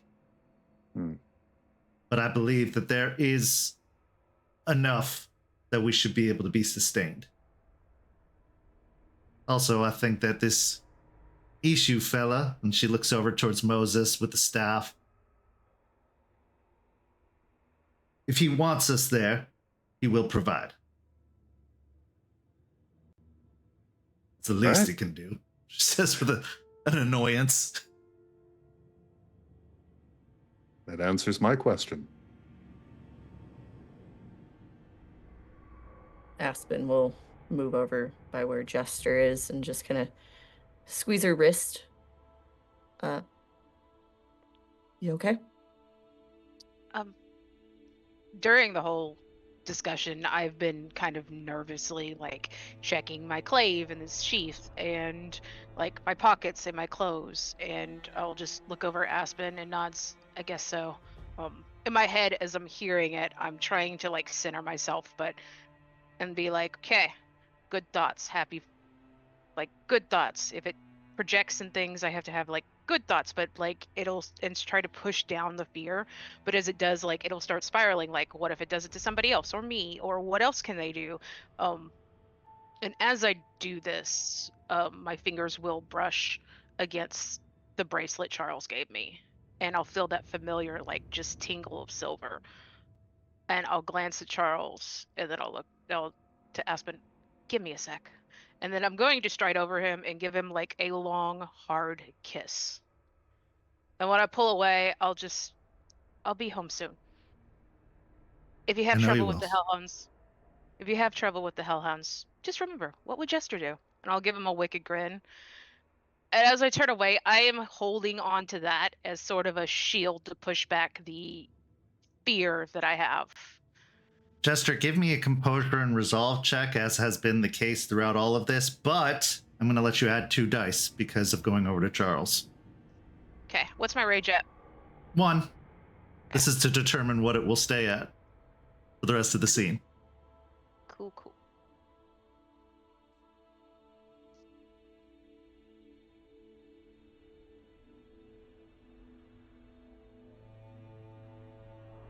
I have 4 successes. With that extra bolstered confidence and the reminder around your wrist, your rage stays at 1. The fear diminishes and goes down to its normal level of underlying current that all Guru feel. I'll take a deep breath and turn around to join Aspen again, and I have more of that focused look that I usually have on missions. I'm good. Okay, I believe you. And she'll like look past her over where Charles and Artie are, and she'll just smile and blow Artie a kiss before looking back at Jester. Artie catches the kiss and puts it in his vest pocket. She'll smile and look at Jester. We got this. We got this. We don't need the boys. We got it. Nah, we're bad bitches. Jason, you want a kiss? My type. Sorry. Kiss. At this point, Moses cuts off the interactions by saying, I'm ready. Okay. Before we head over, Jace will kind of pat down and realize he has his pistol still, look to everyone, and then he'll make eye contact with Charles and slowly walk over to him and hand it to him. I'll be back for it. He'll be waiting. He'll give him a slight pat on the shoulder and then a nice big smile to Artie. You got this, buddy.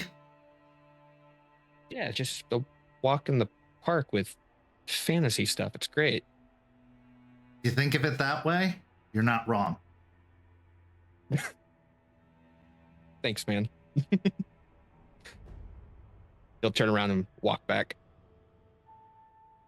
As you all proceed over, you can see that Moses has made a chalk circle with some kind of patterns on the inside, almost like a triangle on the inside of the circle, and certain glyphs poured out in chalk.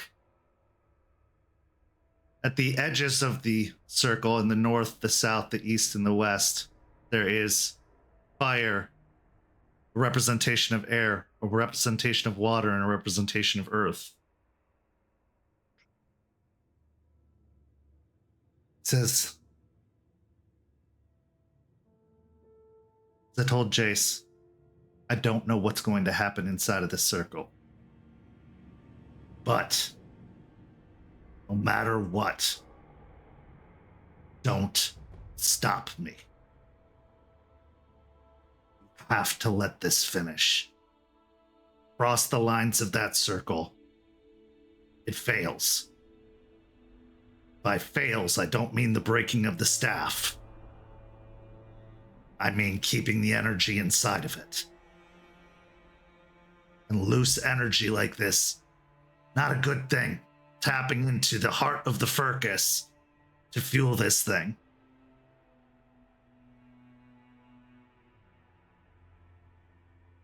He then looks towards Jace, holding his gaze for a moment before giving him a nod and a smile. Although you can see that it is a weak smile, as if somebody is about to walk into a place they won't return from. He picks up the staff and begins incanting in a language that sounds like Latin, but also brings in some African script to it as well. And as he starts to speak, the wind starts to pick up, blowing through the trees. That temperate condition that the cairn has always held falters and gives way to the heat of Florida, the humidity. For a moment, it feels like you're outside of the cairn, not inside of the cairn. And then sigils start to glow along the staff. They start to glow hotter and hotter, and almost immediately, Moses' tone changes, and you can actually see smoke and the smell of burning flesh coming from his hands as he holds the staff. But he keeps pushing through with the incantation as best as he possibly can, as his hands continue to burn, that disgusting burnt smell filling your nostrils. As the wind continues to pick up, it almost starts to feel like a hurricane wind forming around the circle itself. You feel like the trees lean in the direction of the circle around, as if trying to create a protective barrier around what's happening here, but also almost being sucked in by this wind. Eventually, Moses gets to what feels like the end of the incantation. And as he looks towards Jace, he raises the staff and pounds it down onto the ground. And like the sound of a crack of thunder, an explosion occurs and a white light flashes, blinding all of your vision.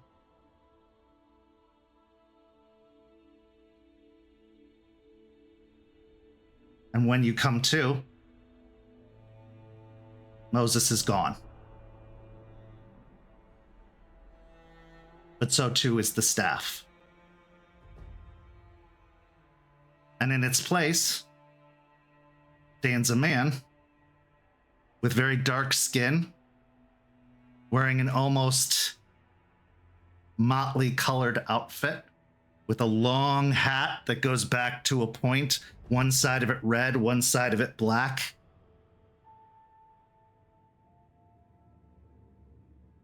Oh, freedom. Never realized how much I missed it. So, are we ready? Where'd he go? I don't know. Wasn't part of it for me.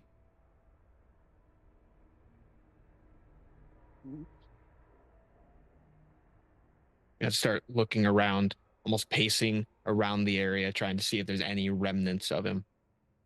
The strange thing is it was an explosion that happened, but you don't see any flesh. You don't see any bone. You don't see any corpse. It's almost as if where Moses was standing, Eshu is now standing. Moses is just gone. Aspen will walk over to Jace, put her hand on his shoulder. We'll find him, but we've got to stay focused. Yeah. Yeah. Okay. I'll walk and go stand by Jason, put a hand on his shoulder. We'll find him. Let's focus on what we do. Make sure this isn't pointless. And then afterwards, we go find him. Izzy will cast a wink from across the way. We didn't go to Orlando for nothing, right? Yeah. He'll shake it off a little bit and look to Aspen and Jester. Yeah, let's go frolic in the forest or something.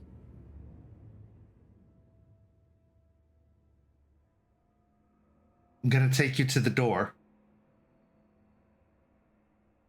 And I'll see you on the other side. But the more I'm around, the more attention I draw, Eshu says. I've been missing for some time. So, trust your feet, follow the path, and you'll get where you're going. But for now, and he waves a hand. Let's dream, shall we? And your eyes start to get blurry as you feel this heaviness come upon you, as if sudden exhaustion has hit you. But before you hit the ground, you hit the Silver Road. And you are awakened instantly. And in front of you, waiting on the path, is Ravi. Hey guys! And this is where our session comes to a close. But not without one last scene. Paradox has a way of setting things right when they've gone wrong, of restoring reality to its special place.